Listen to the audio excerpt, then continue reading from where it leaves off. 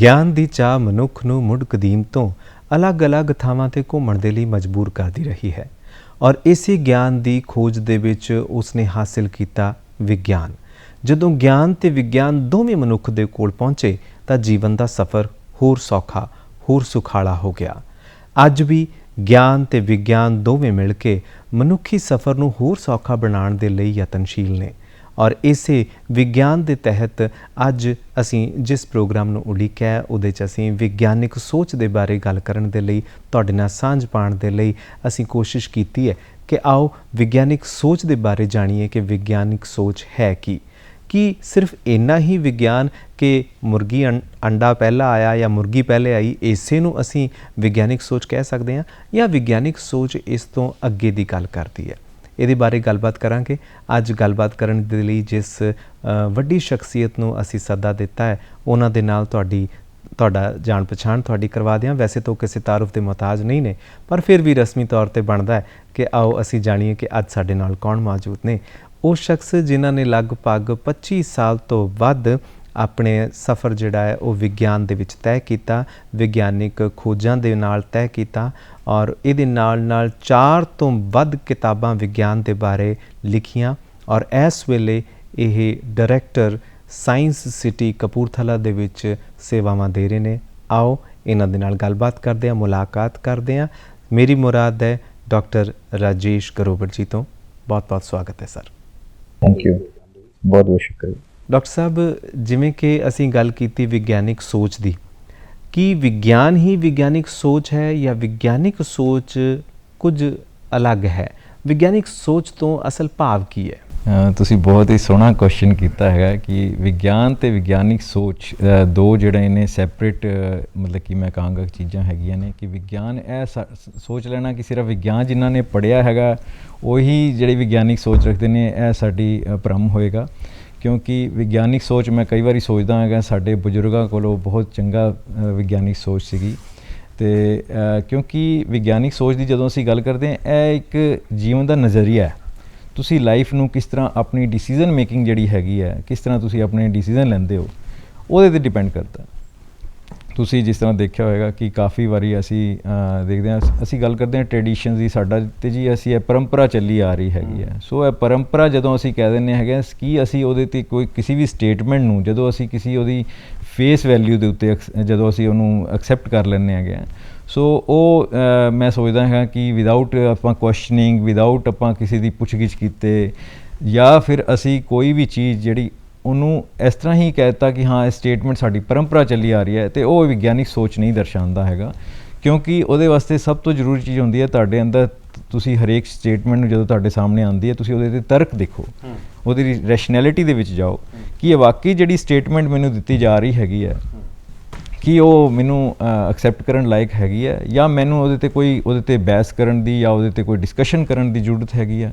ਸੋ ਵਿਗਿਆਨਿਕ ਸੋਚ ਉੱਥੇ ਮੈਂ ਕਹਾਂਗਾ ਕਿ ਜਦੋਂ ਤੁਸੀਂ ਸਪੋਜ਼ ਕਰੋ, ਮੈਨੂੰ ਹੋਰ ਸਿੰਪਲ ਸ਼ਬਦਾਂ ਦੇ ਵਿੱਚ ਹੋਰ ਸਮਝਾਉਣ ਦੀ ਕੋਸ਼ਿਸ਼ ਕਰਾਂਗਾ ਕਿ ਜਿਸ ਤਰ੍ਹਾਂ ਤੁਸੀਂ ਦੇਖਦੇ ਹੋ ਅੱਜ ਕੱਲ੍ਹ, ਮੈਂ ਕਿਉਂ ਕਹਿ ਰਿਹਾ ਸੀਗਾ ਕਿ ਸਾਡੇ ਪੁਰਾਣੇ ਜਿਹੜੇ ਬਜ਼ੁਰਗ ਸੀ ਸਾਡੇ, ਉਹਨਾਂ ਕੋਲ ਵਿਗਿਆਨਿਕ ਸੋਚ ਜ਼ਿਆਦਾ ਸੀ। ਤੁਸੀਂ ਦੇਖੋ ਖੇਤਾਂ ਦੇ ਵਿੱਚ ਜਿਹੜੇ ਕਿ ਕਿਸਾਨੀ ਕਰਦੇ ਸੀਗੇ, ਅਸੀਂ ਕੋਈ ਬਾਇਓ ਪੈਸਟੀਸਾਈਡ ਅਸੀਂ ਕੋਈ ਪੈਸਟੀਸਾਈਡ, ਕੋਈ ਕੈਮੀਕਲਸ ਨਹੀਂ ਵਰਤਦੇ ਸੀਗੇ। ਅੱਜ ਕੁਦਰਤੀ ਖੇਤੀ ਸੀਗੀ ਅਤੇ ਇਹ ਸਾਡੇ ਹੁਣ ਪਾਣੀ ਦਾ ਤੁਸੀਂ ਲੈਵਲ ਦੇਖ ਲਓ, ਅਸੀਂ ਇੰਨਾ ਪਾਣੀ ਵਰਤੇ ਜਾ ਰਹੇ ਹੈਗੇ, ਇਹੋ ਜਿਹੀ ਕ੍ਰੌਪਸ ਲਗਾਈ ਜਾ ਰਹੇ ਹੈਗੇ ਜਿਹਦੇ ਨਾਲ ਜ਼ਮੀਨੀ ਦਾ ਹੇਠਲਾ ਪਾਣੀ ਹੈਗਾ ਉਹ ਬਹੁਤ ਥੱਲੇ ਜਾ ਰਿਹਾ ਹੈਗਾ। ਸੋ ਇਹ ਵੀ ਸਾਡੀ ਜਿਹੜੀ ਹੈਗੀ ਹੈ ਵਿਗਿਆਨਿਕ ਸੋਚ ਦੀ ਕਮੀ ਨੂੰ ਦਰਸਾਉਂਦਾ ਹੈਗਾ। ਪਰਾਲੀ ਅਸੀਂ ਬਾਲਦੇ ਹੈਗੇ, ਸੋ ਇਹ ਵੀ ਸਾਡੀ ਵਿਗਿਆਨਿਕ ਸੋਚ ਦੀ ਕਮੀ ਹੈਗੀ ਹੈ। ਸੋ ਬਹੁਤ ਸਾਰੀ ਚੀਜ਼ਾਂ ਹੈਗੀਆਂ ਨੇ ਜਿਹੜੀ ਸਾਡੇ ਵਿਗਿਆਨਿਕ ਸੋਚ ਦੀ ਕਮੀ ਨੂੰ ਦਰਸਾਉਂਦੀਆਂ ਨੇ ਔਰ ਜ਼ਰੂਰੀ ਹੈ ਕਿ ਅਸੀਂ ਇਸ ਸੁਸਾਇਟੀ ਦੇ ਵਿੱਚ ਵਿਗਿਆਨਿਕ ਸੋਚ ਨੂੰ ਪੈਦਾ ਕਰੀਏ। ਇਹ ਇੱਕ ਨਵਾਂ ਪਹਿਲੂ ਹੈ ਮੇਰੇ ਖਿਆਲ 'ਚ ਜਿਹੜਾ ਤੁਸੀਂ ਸਾਂਝਾ ਕਰ ਰਹੇ ਹੋ ਔਰ ਸ਼ਾਇਦ ਅਸਲ 'ਚ ਇਹੀ ਵਿਗਿਆਨਿਕ ਸੋਚ ਹੈ। ਅੱਛਾ, ਜਦੋਂ ਸਾਡੇ ਬਜ਼ੁਰਗ ਜਿੱਦਾਂ ਤੁਸੀਂ ਦੱਸਿਆ ਕਿ ਉਹ ਜ਼ਿਆਦਾ ਸਿਆਣੇ ਸੀ, ਅੱਜ ਕੱਲ੍ਹ ਦੀ ਜਿਹੜੀ ਨਵੀਂ ਪੜ੍ਹੀ ਲਿਖੀ ਜਿਹੜੀ ਨੌਜਵਾਨ ਪੀੜ੍ਹੀ ਹੈ ਉਹ ਇਹ ਸਮਝਦੀ ਕਿ ਨਹੀਂ ਉਹ ਮੂਰਖ ਸੀਗੇ, ਉਹਨਾਂ ਨੂੰ ਸਮਝ ਨਹੀਂ ਸੀਗੀ। ਪਰ ਅੱਜ ਵੀ ਅਸੀਂ ਦੇਖਦੇ ਹਾਂ ਕਿ ਸਾਡੇ ਬਜ਼ੁਰਗ ਜਿਹੜੇ ਨੇ ਉਹ ਸਾਨੂੰ ਕਈ ਚੰਗੀਆਂ ਚੀਜ਼ਾਂ ਦੱਸਦੇ ਨੇ ਜਿਨ੍ਹਾਂ ਨੂੰ ਅਸੀਂ ਅੱਖੋਂ ਪਰੋਖੇ ਕਰ ਦਿੰਦੇ ਹਾਂ। ਕਿੱਥੇ ਮਹਿਸੂਸ ਕਰਦੇ ਹੋ ਕਿ ਜਿਹੜਾ ਸਾਇੰਟੀਫਿਕ ਟੈਂਪਰਾਮੈਂਟ ਹੈ ਜਾਂ ਵਿਗਿਆਨਿਕ ਸੋਚ ਹੈ ਉਹ ਸਾਨੂੰ ਕਿਸ ਪਾਸੇ ਨੂੰ ਲੈ ਕੇ ਜਾ ਰਹੀ ਹੈ? ਤੁਸੀਂ ਅਗਰ ਮੇਰੇ ਤੋਂ ਪੁੱਛੋ ਤਾਂ ਮੈਂ ਜਦੋਂ ਕਹਿੰਦਾ ਹੈਗਾ ਕਿ ਸਾਡੇ ਬਜ਼ੁਰਗ ਜਿਹੜੇ ਨੇ ਉਹ ਸਾਇੰਟੀਫਿਕ ਟੈਂਪਰ ਜਿਹੜਾ ਰੱਖਦੇ ਸੀਗੇ ਤੇ ਉਹਨਾਂ ਦੀ ਕਈ ਤੁਸੀਂ ਪਰੰਪਰਾਵਾਂ ਦੇਖੋ ਤੇ ਤੁਸੀਂ ਦੇਖੋਗੇ ਕਿ ਉਹਦੇ ਵਿੱਚ ਵਿਗਿਆਨਿਕ ਸੋਚ ਸੀ। ਅਸੀਂ ਉਹਨੂੰ ਪਰੰਪਰਾ ਬਣਾਤੇ ਆ, ਅਸੀਂ ਉਹਦੇ ਵਿੱਚ ਸਾਇੰਟੀਫਿਕ ਫੈਕਟਸ ਜਾਣਨ ਦੀ ਕੋਸ਼ਿਸ਼ ਨਹੀਂ ਕੀਤੀ ਹੈਗੀ। ਅਸੀਂ ਸਿਰਫ ਇਹ ਹੈਗਾ ਕਿ ਸਾਡੇ ਬਜ਼ੁਰਗ ਕਰਦੇ ਆ ਰਹੇ ਸੀ, ਅਸੀਂ ਇਸ ਕਰਕੇ ਕਰਦੇ ਆ ਰਹੇ ਹੈਗੇ ਆ। ਹਰੇਕ ਪਹਿਲੂ ਜਿਹੜਾ ਹੈਗਾ ਤੁਸੀਂ ਪਿੱਛੇ ਚੱਕ ਕੇ ਦੇਖੋਗੇ, ਚਾਹੇ ਉਹ ਪਿੱਪਲ ਦੀ ਪੂਜਾ ਹੁੰਦੀ ਹੈਗੀ ਹੈ। ਦੇਖੋ ਪਿੱਪਲ ਇੱਕ ਜਿਹੜਾ ਹੈਗਾ ਉਹ ਰਾਤ ਨੂੰ ਵੀ ਆਕਸੀਜਨ ਦਿੰਦਾ ਹੈ, ਸੋ ਇਸ ਕਰਕੇ ਉਹਦੀ ਪੂਜਾ ਕੀਤੀ ਜਾਂਦੀ ਹੈਗੀ ਹੈ। ਸੋ ਜਿਹੜਾ ਮੇਰਾ ਕਹਿਣ ਦਾ ਮਤਲਬ ਹੈ ਕਿ ਤੁਸੀਂ ਹਰੇਕ ਪੱਖ ਨੂੰ ਚੱਕ ਕੇ ਦੇਖੋ, ਪਿੱਛੇ ਜਿਹੜੇ ਸਾਡੇ ਬਜ਼ੁਰਗ ਜਿਹੜੀ ਪ੍ਰੈਕਟਿਸਿਸ ਕਰਦੇ ਆ ਰਹੇ ਨੇ ਉਹਦੇ ਵਿੱਚ ਤੁਹਾਨੂੰ ਸਾਇੰਟੀਫਿਕ ਪਹਿਲੂ ਮਿਲੇਗਾ। ਲੇਕਿਨ ਉਹਨੂੰ ਅਸੀਂ ਇੱਕ ਜਿਹੜਾ ਕਹਿਤਾ ਕਿ ਸਾਡੀ ਤੇ ਜੇ ਟ੍ਰੈਡੀਸ਼ਨਸ ਵਿੱਚ ਹੈਗਾ ਤੇ ਅਸੀਂ ਇਸ ਕਰਕੇ ਕਰਦੇ ਰਹੇ, ਉੱਥੇ ਮੈਂ ਕਹਿੰਦਾ ਕਿ ਡਿਸਕਸ਼ਨ ਦੀ ਜ਼ਰੂਰਤ ਹੁੰਦੀ ਹੈ। ਉੱਥੇ ਉਸ ਚੀਜ਼ ਨੂੰ ਜਿਹੜਾ ਹੈਗਾ ਪੁੱਛਗਿੱਛ ਦੀ ਜ਼ਰੂਰਤ ਹੈ। ਉਹਨੂੰ ਜ਼ਰੂਰੀ ਹੈ ਕਿ ਉਸ ਚੀਜ਼ ਨੂੰ ਅਡੋਪਟ ਕੀਤਾ ਜਾਏ ਤਾਂ ਕਿ ਅਸੀਂ ਸਪਿਰਿਟ ਆਫ ਇਨਕੁਆਇਰੀ ਜਿਹੜੀ ਹੈਗੀ, ਮੈਂ ਤੁਹਾਨੂੰ ਇੱਕ ਚੀਜ਼ ਹੋਰ ਦੱਸਣਾ ਚਾਹਾਂਗਾ। ਸਾਡਾ ਕਨਸਟੀਟਿਊਸ਼ਨ ਹੈਗਾ, ਉਹਦੇ ਵਿੱਚ ਕੁਝ ਫੰਡਾਮੈਂਟਲ ਡਿਊਟੀਜ਼ ਦਿੱਤੀ ਗਈਆਂ ਨੇ ਸੰਵਿਧਾਨ ਦੇ ਵਿੱਚ, ਜਿਹੜਾ ਹਰੇਕ ਸਿਟੀਜ਼ਨ ਦੇ ਵਾਸਤੇ ਇੱਕ ਜ਼ਰੂਰੀ ਹੈ ਕਿ ਉਹਦੇ 51A ਜਿਹੜਾ ਹੈਗਾ ਸਾਡਾ ਫੰਡਾਮੈਂਟਲ ਡਿਊਟੀਜ਼ ਨੂੰ ਡਿਫਾਈਨ ਕਰਦਾ। ਉਹਦੇ ਵਿੱਚ ਬੜਾ ਕਲੀਅਰਲੀ ਇਹ ਕਿਹਾ ਗਿਆ ਹੈਗਾ ਕਿ ਹਰੇਕ ਸਿਟੀਜ਼ਨ ਦੀ ਇਹ ਡਿਊਟੀ ਬਣਦੀ ਹੈਗੀ ਹੈ ਕਿ ਉਹ ਸੁਸਾਇਟੀ ਦੇ ਵਿੱਚ ਸਾਇੰਟੀਫਿਕ ਟੈਂਪਰ ਪੈਦਾ ਕਰੇ, ਉਹਦੇ ਸਪਿਰਿਟ ਆਫ ਇਨਕੁਆਇਰੀ ਪੈਦਾ ਕਰੇ, ਯਾਨੀ ਕਿ ਪੁੱਛਗਿੱਛ ਦੀ ਭਾਵਨਾ ਪੈਦਾ ਕਰੇ। ਔਰ ਤਾਂ ਹੀ ਹੈ ਜਿਹੜਾ ਸੁਸਾਇਟੀ ਦੇ ਵਿੱਚ ਸਾਇੰਟੀਫਿਕ ਟੈਂਪਰ ਜਿਹੜਾ ਵਿਗਿਆਨਿਕ ਸੋਚ ਜਿਹਨੂੰ ਅਸੀਂ ਕਹਿੰਦੇ ਹੈਗੇ ਆ। ਇਨਫੈਕਟ ਸਾਇੰਸ ਦਾ ਜਦੋਂ ਅਸੀਂ ਗੱਲ ਕਰਦੇ ਹੈਗੇ ਤੇ ਸਾਡੇ ਜਿਹੜੇ ਸਾਡੀ ਸੋਚ ਦੇ ਵਿੱਚ ਜਿਹੜੀ ਵਿਗਿਆਨਿਕਤਾ ਹੋਣੀ ਚਾਹੀਦੀ ਹੈ। ਉਹਦਾ ਮਤਲਬ ਇਹ ਹੈਗਾ ਕਿ ਅਸੀਂ ਕੋਈ ਵੀ ਚੀਜ਼ ਨੂੰ, ਤੁਸੀਂ ਮੈਨੂੰ ਸਪੋਜ਼ ਕਰੋ ਕੁਛ ਆ ਕੇ ਸਟੇਟਮੈਂਟ ਦਿੱਤੀ, ਮੈਂ ਉਹਨੂੰ ਅਗਰ ਐਸ ਇਟ ਇਜ਼ ਉਹਦੀ ਵੈਲਿਊ ਦੇ ਉੱਤੇ, ਫੇਸ ਵੈਲਿਊ ਦੇ ਉੱਤੇ ਐਕਸੈਪਟ ਕਰ ਰਿਹਾ ਹੈਗਾ ਤੁਹਾਨੂੰ ਬਿਨਾਂ ਪੁੱਛਗਿੱਛ ਕੀਤੇ। ਔਰ ਆਪਣੀ ਲਾਈਫ ਦੇ ਵਿੱਚ ਜਿਹੜੇ ਆਪਾਂ ਡਿਸੀਜਨਸ ਲੈਣੇ ਹੈਗੇ ਆ, ਉਹਦੇ ਵਿੱਚ ਸਭ ਤੋਂ ਜ਼ਰੂਰੀ ਚੀਜ਼ ਹੁੰਦੀ ਹੈਗੀ ਕਿ ਤੁਸੀਂ ਜੋ ਵੀ ਸੋਚਦੇ ਹੋ, ਜੋ ਵੀ ਕਰਦੇ ਹੈਗੇ ਹੋ, ਜੋ ਵੀ ਡਿਸੀਜਨ ਲੈਂਦੇ ਹੈਗੇ ਹੋ, ਉਹਦੇ ਵਿੱਚ ਕੀ ਤੁਸੀਂ ਉਹਦੇ ਡੈਪਥ ਵਿੱਚ ਗਏ, ਉਹਦੀ ਕੁਐਸਚਨਿੰਗ, ਉਹਦੀ ਪੁੱਛਗਿੱਛ ਕੀਤੀ। ਤੇ ਉਹ ਭਾਵਨਾ ਜਦ ਤੱਕ ਤੁਹਾਡੇ ਅੰਦਰ ਸਪਿਰਿਟ ਆਫ ਇਨਕੁਆਇਰੀ ਜਿਹਨੂੰ ਅਸੀਂ ਕਹਿੰਦੇ ਹੈਗੇ, ਉਹ ਜਦ ਤੱਕ ਨਹੀਂ ਆਏਗੀ, ਤੁਸੀਂ ਕਿਸੇ ਚੀਜ਼ ਦੇ ਉੱਤੇ ਕੁਐਸਚਨਿੰਗ ਨਹੀਂ ਕਰੋਗੇ, ਤੁਹਾਡੇ ਅੰਦਰ ਸਾਇੰਟੀਫਿਕ ਟੈਂਪਰ ਦੀ ਘਾਟ ਰਹੇਗੀ। ਵਿਸ਼ਵਾਸ ਤੇ ਅੰਧ ਵਿਸ਼ਵਾਸ ਦੇ ਵਿੱਚ ਇਹੀ ਸ਼ਾਇਦ ਫਰਕ ਹੈ। ਜਦੋਂ ਅਸੀਂ ਵਿਸ਼ਵਾਸ ਕਿਸੇ ਤੇ ਕਰਦੇ ਹਾਂ ਤਾਂ ਸਾਡੇ ਕੋਲ ਤੁਹਾਡੇ ਵਰਗੇ ਜਾਂ ਸਾਇੰਸਦਾਨਾਂ ਵਰਗੇ ਲੋਕ ਹੁੰਦੇ ਨੇ ਜਿਹੜੇ ਕਿ ਉਸ ਗੱਲ ਦੇ ਬਾਰੇ ਘੋਖ ਕੇ ਉਹਨੂੰ ਪ੍ਰੂਵ ਕਰ ਦਿੰਦੇ ਨੇ, ਉਦਾਹਰਣ ਦੇ ਕੇ ਜਾਂ ਤੱਥ ਦੇ ਕੇ ਜਾਂ ਸਾਡੇ ਸਾਹਮਣੇ ਕੋਈ ਐਕਸਪੈਰੀਮੈਂਟ ਕਰਕੇ, ਪ੍ਰਯੋਗ ਕਰਕੇ ਕਿ ਇਹ ਸਿੱਧ ਕਰ ਦਿੱਤੇ ਨੇ ਤੇ ਸਾਡਾ ਵਿਸ਼ਵਾਸ ਬਣ ਜਾਂਦਾ ਹੈ। ਜਦੋਂ ਕਿ ਦੂਜੇ ਪਾਸੇ ਸਮਾਜ ਦੇ ਵਿੱਚ ਆਉਂਦੇ ਆ ਕਿ ਨਹੀਂ ਜੀ ਤੁਸੀਂ ਖੱਬੇ ਹੱਥ ਦੇ ਵਿੱਚ ਨਿੰਬੂ ਫੜ ਕੇ ਤੇ ਤੁਸੀਂ ਪਾਣੀ ਪੀਓ ਤੇ ਫਿਰ ਪਤਾ ਨਹੀਂ ਤੁਸੀਂ ਕੀ ਹੋ ਜਾਓਗੇ, ਹੈ ਨਾ। ਇੱਦਾਂ ਦੇ ਜਿਹੜੇ ਭਰਮ ਨੇ ਜਾਂ ਇੱਦਾਂ ਦੇ ਜਿਹੜੇ ਵੀਡੀਓ ਨੇ, ਚਾਹੇ ਉਹ YouTube ਤੇ ਨੇ ਜਾਂ ਸੋਸ਼ਲ ਮੀਡੀਆ ਤੇ ਨੇ, ਉਹ ਬਹੁਤ ਪੋਪੂਲਰ ਨੇ, ਬਹੁਤ ਜ਼ਿਆਦਾ ਦੇਖੇ ਜਾਂਦੇ ਨੇ, ਮਿਲੀਅਨਸ ਦੇ ਵਿੱਚ ਉਹਨਾਂ ਦੇ ਵਿਊਜ਼ ਜੇ ਕਹਿ ਲਈਏ ਕਿ ਆਉਂਦੇ ਨੇ। ਪਰ ਜਿਹੜੇ ਵਿਗਿਆਨਿਕ ਸੋਚ ਨੂੰ ਲੈ ਕੇ ਤੁਹਾਨੂੰ ਲੱਗਦਾ ਹੈ ਕਿ ਸਮਾਜ ਨੂੰ ਅਜੇ ਬਹੁਤ ਕੁਝ ਕਰਨ ਦੀ ਲੋੜ ਹੈ ਇਸ ਪਾਸੇ? ਬਿਲਕੁਲ, ਸਮਾਜ ਨੂੰ ਹਜੇ ਮੈਂ ਕਹਿੰਦਾ ਹਜੇ ਸਮਾਜ ਵਿੱਚ ਅਸੀਂ ਨੋ ਡਾਊਟ ਸਾਇੰਸ ਤੇ ਟੈਕਨੋਲੋਜੀ ਦੀ ਡਿਵੈਲਪਮੈਂਟ ਦੀ ਗੱਲ ਕਰੀ ਤੇ ਅਸੀਂ ਬਹੁਤ ਅੱਗੇ ਪਹੁੰਚ ਚੁੱਕੇ ਹਾਂ। ਲੇਕਿਨ ਜਦੋਂ ਅਸੀਂ ਗੱਲ ਕਰਦੇ ਹਾਂ ਆਪਣੇ ਵਹਿਮਾਂ ਭਰਮਾਂ ਦੀ, ਆਪਣੇ ਟ੍ਰੈਡੀਸ਼ਨਸ ਦੀ, ਜਿਸ ਤਰ੍ਹਾਂ ਅਸੀਂ ਉਹਨਾਂ ਦੇ ਵਿੱਚ ਰੂੜੀਵਾਦੀ ਵਿਚਾਰ ਜਿਹਨੂੰ ਅਸੀਂ ਕਹਿੰਦੇ ਹੈਗੇ, ਉਹ ਜਦੋਂ ਅਸੀਂ ਉਹਦੇ ਵਿੱਚ ਪੈ ਜਾਂਦੇ ਹੈਗੇ ਆ ਤੇ ਅਸੀਂ ਉੱਥੇ ਬਹੁਤ ਪਿੱਛੇ ਹੈਗੇ ਆ। ਸਾਡੇ ਪਿੰਡਾਂ ਦੇ ਵਿੱਚ ਵੀ, ਚਾਹੇ ਤੁਸੀਂ ਪਿੰਡਾਂ ਦੀ ਗੱਲ ਨਹੀਂ, ਈਵਨ ਸ਼ਹਿਰਾਂ ਦੇ ਵਿੱਚ ਵੀ ਤੁਸੀਂ ਦੇਖੋਗੇ ਬੜੇ ਜਿਹੜੇ ਪੜ੍ਹੇ ਲਿਖੇ ਲੋਕ ਹੈਗੇ ਨੇ ਉਹ ਵੀ ਐਵੇਂ ਵਹਿਮਾਂ ਭਰਮਾਂ ਦੇ ਵਿੱਚ ਪਏ ਹੁੰਦੇ ਨੇ। ਸੋ ਅਗਰ ਤੁਸੀਂ ਗੱਲ ਕੀਤੀ, ਨਿੰਬੂ ਦੀ ਗੱਲ ਕੀਤੀ, ਮੈਨੂੰ ਨਿੰਬੂ ਦੀ ਗੱਲ ਤੋਂ ਯਾਦ ਆਇਆ ਕਿ ਤੁਸੀਂ ਦੇਖਿਆ ਹੋਣਾ ਹੈ ਕਿ ਲੋਕੀ ਘਰ ਦੇ ਅੱਗੇ ਜਿਹੜੇ ਨੇ ਨਿੰਬੂ ਤੇ ਮਿਰਚਾਂ ਜਿਹੜੇ ਹੈਗੇ ਬੰਨ ਦਿੰਦੇ ਹੈਗੇ ਨੇ।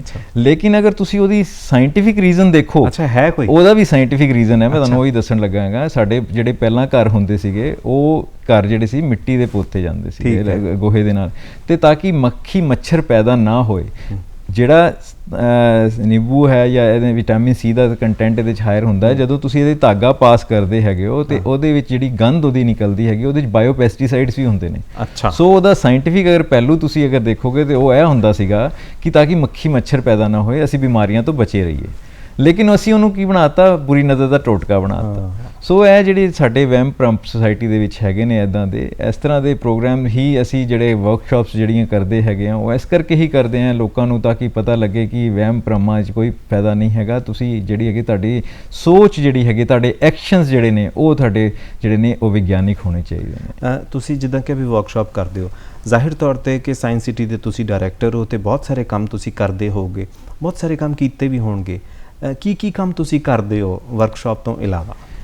ਇਸ ਤੋਂ ਇਲਾਵਾ ਹੀ ਦੇਖੋ ਪਿੱਛੇ ਸਾਇੰਸ ਸਿਟੀ ਦੇ ਜਿਹੜੇ ਬਹੁਤ ਸਾਰੇ ਪ੍ਰੋਗਰਾਮਸ ਨੇ ਸਾਇੰਸ ਸਿਟੀ ਦੇ, ਮੇਰੇ ਖਿਆਲ ਤੁਸੀਂ ਦੂਰਦਰਸ਼ਨ ਤੇ ਵੀ ਤੁਹਾਡੀ ਖਬਰਾਂ ਦੇ ਵਿੱਚ ਵੀ ਮਾਧਿਅਮ ਰਾਹੀਂ ਵੀ ਬਹੁਤ ਕੁਝ ਜਿਹੜਾ ਇਹਦਾ ਪ੍ਰਚਾਰ ਪ੍ਰਸਾਰ ਜਿਹੜੇ ਪ੍ਰੋਗਰਾਮਾਂ ਦਾ ਹੁੰਦਾ ਰਿਹਾ ਹੈਗਾ। ਪਿਛਲੇ ਅਗਰ ਮੈਂ 1 ਸਾਲ ਦੀ ਹੀ ਗੱਲ ਕਰਾਂ, ਚਾਹੇ ਪੈਂਡੈਮਿਕ ਚੱਲ ਰਿਹਾ ਸੀਗਾ, ਅਸੀਂ ਕਰੀਬਨ 125 ਦੇ ਕਰੀਬ ਸਾਇੰਟੀਫਿਕ ਟਾਕਸ ਕਰਾਈਆਂ, ਐਕਸਪਰਟਸ ਟਾਕਸ ਕਰਾਈਆਂ, ਜਿਹਦੇ ਨਾਲ ਸਾਡੇ ਨਾਲ ਬੱਚੇ ਵੀ ਜੁੜਦੇ ਨੇ, ਆਮ ਪਬਲਿਕ ਵੀ ਜੁੜਦੀ ਹੈਗੀ ਹੈ। ਆਨਲਾਈਨ ਕਰਵਾਉਂਦੇ ਹੋ? ਆਨਲਾਈਨ ਕਰਵਾਈ, ਕਿਉਂਕਿ ਕਰੋਨਾ ਦੇ ਟਾਈਮ ਦੇ ਵਿੱਚ ਕਿਉਂਕਿ ਫਿਜ਼ੀਕਲ ਪ੍ਰੋਗਰਾਮਸ ਨਹੀਂ ਪੋਸੀਬਲ ਸੀਗੇ, ਸੋ ਇਸ ਦੌਰਾਨ ਜਿਹੜੇ ਜਿੰਨੇ ਵੀ ਪ੍ਰੋਗਰਾਮ ਹੋਏ ਉਹ ਸਾਰੇ ਆਨਲਾਈਨ ਹੋਏ। ਇਸ ਤੋਂ ਇਲਾਵਾ ਟ੍ਰੇਨਿੰਗ ਵਰਕਸ਼ਾਪਸ ਕਰਾਈਆਂ ਗਈਆਂ, ਬੱਚਿਆਂ ਦੇ ਵਾਸਤੇ ਸਮਰ ਕੈਂਪਸ ਲਗਾਏ ਗਏ। ਤੇ ਇਸ ਤੋਂ ਇਲਾਵਾ ਅਸੀਂ ਜਿੰਨੀ ਵੀ ਸਾਇੰਟੀਫਿਕ ਟਾਕਸ ਕਰਾਉਂਦੇ ਹਾਂ ਉਹਦਾ ਪਰਪਸ ਸਿਰਫ ਇੱਕੋ ਹੀ ਹੈਗਾ ਕਿ ਆਮ ਲੋਕਾਂ ਨੂੰ ਜਿਹੜੀ ਉਹਦੇ 'ਚ ਵਿਗਿਆਨਿਕ ਸੋਚ ਪੈਦਾ ਹੋਏ। ਹਰੇਕ ਚੀਜ਼ ਦਾ ਇੱਕ ਪਹਿਲੂ ਜਿਹੜਾ ਅਸੀਂ ਦਿਨ ਦੀ ਸ਼ੁਰੂਆਤ ਕਰਦੇ ਹਾਂ ਉਹਦੇ ਵਿੱਚ ਸਾਇੰਸ ਹੈ। ਤੁਸੀਂ ਚੱਲਦੇ ਹੋ, ਤੁਸੀਂ ਗੱਲ ਕਰ ਰਹੇ ਹਾਂ ਅਸੀਂ, ਉਹ ਵੀ ਸਾਇੰਸ ਹੈ। ਅਸੀਂ ਲੋਕਾਂ ਆਪਣੀ ਦਰਸ਼ਕਾਂ ਤੱਕ ਪਹੁੰਚ ਰਹੇ ਹੈਗੇ ਹਾਂ, ਉਹ ਵੀ ਸਾਇੰਸ ਹੈ। ਸੋ ਸਾਇੰਸ ਤਾਂ ਜਿਹੜਾ ਹੈਗਾ ਸਾਡੇ ਅਗਰ, ਲੇਕਿਨ ਸਾਡੇ ਐਕਸ਼ਨ ਤੇ ਸੋਚ ਵਿੱਚ ਸਾਇੰਸ ਜਿਹੜੀ ਆਣੀ ਬਹੁਤ ਜ਼ਰੂਰੀ ਹੈ, ਉਹਨੂੰ ਸਾਇੰਟੀਫਿਕ ਹੋਣਾ ਬਹੁਤ ਜ਼ਰੂਰੀ ਹੈਗਾ। ਸਾਡਾ ਮੁਲਕ, ਸਾਡਾ ਕੰਟਰੀ ਜਿੰਨਾ ਮਰਜ਼ੀ ਤਰੱਕੀ ਕਰ ਜਾਏ, ਪਰ ਸਾਡੇ ਅਗਰ ਨੇਸ਼ਨ ਦੀ ਡਿਵੈਲਪਮੈਂਟ ਹੈਗੀ ਆ ਉਹ ਤਾਂ ਹੀ ਪੋਸੀਬਲ ਹੋਏਗੀ ਅਗਰ ਲੋਕਾਂ ਦੀ ਸੋਚ ਵੀ ਵਿਗਿਆਨਿਕ ਹੋਏਗੀ, ਉਹਨਾਂ ਦੀ ਤਰਕ ਦੀ ਭਾਵਨਾ ਹੋਏਗੀ। ਹਰੇਕ ਚੀਜ਼ ਨੂੰ ਇਹ ਨਹੀਂ ਹੈਗਾ ਕਿ ਇੱਦਾਂ ਹੀ ਅਸੀਂ ਉਹਨੂੰ ਸਟੇਟਮੈਂਟ ਕੋਈ ਆਈ ਅਸੀਂ ਉਹਨੂੰ ਮੰਨ ਲਿਆ, ਸਾਨੂੰ ਉਹਨੂੰ ਇਸ ਤਰ੍ਹਾਂ ਨਹੀਂ, ਉਹਨੂੰ ਪੂਰਾ ਕੋਕ ਕੇ ਫਿਰ ਹੀ ਉਸ ਚੀਜ਼ ਦੇ ਉੱਤੇ ਡੈਪਥ ਤੇ ਜਾ ਕੇ ਫਿਰ ਹੀ ਉਸ ਚੀਜ਼ ਨੂੰ ਸਟੇਟਮੈਂਟ ਨੂੰ ਐਕਸੈਪਟ ਕਰਨਾ ਚਾਹੀਦਾ ਹੈਗਾ। ਡਾਕਟਰ ਸਾਹਿਬ, ਸਾਇੰਟੀਫਿਕ ਟੈਂਪਰਾਮੈਂਟ, ਵਿਗਿਆਨਿਕ ਸੋਚ ਨੂੰ ਸਾਡੇ ਸਮਾਜ ਦੇ ਵਿੱਚ ਹੋਰ ਪ੍ਰਸਾਰ ਉਹਦਾ ਕਰਨ ਦੇ ਲਈ ਸਰਕਾਰ ਵੱਲੋਂ ਔਰ ਨਿੱਜੀ ਸੰਸਥਾਨਾਂ ਵੱਲੋਂ ਜਾਂ ਇਨਸਾਨਾਂ ਵੱਲੋਂ ਵੀ ਉਪਰਾਲੇ ਕੀਤੇ ਜਾਂਦੇ ਨੇ। ਕਿਹੜੇ ਉਪਰਾਲੇ, ਕਿਹੜੇ ਟੂਲ ਤੁਸੀਂ ਸਮਝਦੇ ਹੋ ਕਿ ਸਾਡੇ ਸਮਾਜ ਦੇ ਵਿੱਚ ਇਸ ਵੇਲੇ ਮੌਜੂਦ ਨੇ ਜਿਨ੍ਹਾਂ ਦੇ ਨਾਲ ਵਿਗਿਆਨਿਕ ਆਧਾਰ ਜਿਹੜਾ ਹੋਰ ਮਜ਼ਬੂਤ ਹੋ ਰਿਹਾ? ਦੇਖੋ, ਸਭ ਤੋਂ ਜ਼ਰੂਰੀ ਤਾਂ ਚੀਜ਼ ਇਹ ਹੈਗੀ ਹੈ ਕਿ ਮੈਂ ਕਹਿੰਦਾ ਕਿ ਬੱਚਾ ਜਿਹੜਾ ਘਰ ਤੋਂ ਹੀ ਸਭ ਤੋਂ ਪਹਿਲਾਂ ਸਿੱਖਦਾ। ਕੋਈ ਵੀ ਗੱਲ ਹੁੰਦੀ ਹੈ ਘਰ ਤੋਂ, ਪੇਰੈਂਟਸ ਤੋਂ ਸਿੱਖਦਾ ਹੈਗਾ। ਤੇ ਸਾਡੀ ਸੁਸਾਇਟੀ ਨੂੰ ਸਭ ਤੋਂ ਪਹਿਲਾਂ ਤੇ ਜਾਗਰੂਕ ਹੋਣ ਦੀ ਜ਼ਰੂਰਤ ਹੈ, ਔਰ ਉਹਦੇ ਮੈਂ ਸਮਝਦਾ ਤੁਹਾਡੇ ਟੀਵੀ, ਤੁਹਾਡੇ ਜਿਹੜੇ ਰੇਡੀਓ ਮਾਧਿਅਮ ਜਿਹੜੇ ਹੈਗੇ ਨੇ ਉਹ ਬਹੁਤ ਵੱਡਾ ਰੋਲ ਅਦਾ ਕਰ ਸਕਦੇ ਨੇ। ਕਿਉਂਕਿ ਸਾਇੰਟਿਸਟ ਜਾਂ ਇੱਕ ਕੋਈ ਵੀ ਸਟੇਟਮੈਂਟ ਦਿੰਦਾ ਹੈਗਾ ਉਹਨੂੰ, ਕਿਉਂਕਿ ਫੈਕਟਸ ਉਹਦੇ ਪਹੁੰਚਣੇ ਬਹੁਤ ਜ਼ਰੂਰੀ ਨੇ। ਕਿਉਂਕਿ ਜਦ ਤੱਕ ਫੈਕਟਸ ਨਹੀਂ ਲੋਕਾਂ ਤੱਕ ਪਹੁੰਚਣਗੇ, ਉਹਨੂੰ ਤੱਥ ਨਹੀਂ ਪਤਾ ਹੋਣਗੇ ਉਸ ਚੀਜ਼ ਦੇ, ਤੇ ਉਹ ਸੁਸਾਇਟੀ ਤੱਕ ਚੀਜ਼ ਜਿਹੜੀ ਹੈਗੀ ਨਹੀਂ ਪਹੁੰਚ ਸਕਦੀ। ਅਧੂਰੀ ਜਾਣਕਾਰੀ। ਸੋ ਇੱਕ ਤਾਂ ਹੋ ਗਿਆ ਕਿ ਮੀਡੀਆ, ਤੁਹਾਡਾ ਮੀਡੀਆ ਜਿਹੜਾ ਹੈਗਾ ਬਹੁਤ ਵੱਡਾ ਰੋਲ ਪਲੇ ਕਰ ਸਕਦਾ ਹੈਗਾ। ਦੂਜਾ, ਜਿਸ ਤਰ੍ਹਾਂ ਮੈਂ ਹੁਣ ਪੈਂਡੈਮਿਕ ਟਾਈਮ ਨੇ ਸਾਨੂੰ, ਮੈਂ ਇਹੀ ਕਹਿਣਾ ਹੁੰਦਾ ਕਿ ਸਾਨੂੰ ਕੋਈ ਨਾ ਕੋਈ ਚੀਜ਼ ਨਵਾਂ ਕੁਝ ਸਿਖਾ ਕੇ ਜਾਂਦੀ ਹੈਗੀ। ਜੀ। ਸੋ ਇੱਕ ਜਿਹੜਾ ਆਨਲਾਈਨ ਪ੍ਰੋਗਰਾਮ ਜਿਹੜੇ ਨੇ, ਸਾਨੂੰ ਅਸੀਂ ਕਦੀ ਪਹਿਲਾਂ ਸੋਚਿਆ ਵੀ ਨਹੀਂ ਸੀਗਾ ਪੈਂਡੈਮਿਕ ਤੋਂ ਪਹਿਲਾਂ ਕਿ ਇਸ ਤਰ੍ਹਾਂ ਵੀ ਲੋਕਾਂ ਤੱਕ ਪਹੁੰਚ ਹੋ ਸਕਦੀ ਹੈਗੀ ਹੈ। ਹੁਣ ਅੱਜ ਮੈਂ ਦੇਖਿਆ ਹੈਗਾ ਕਿ ਸਾਡੇ ਨਾਲ ਲੋਕ ਜੁੜਦੇ ਨੇ, ਆਨਲਾਈਨ ਜੁੜਦੇ ਨੇ, ਘਰ ਬੈਠੇ ਹੋਏ ਜੁੜਦੇ ਨੇ।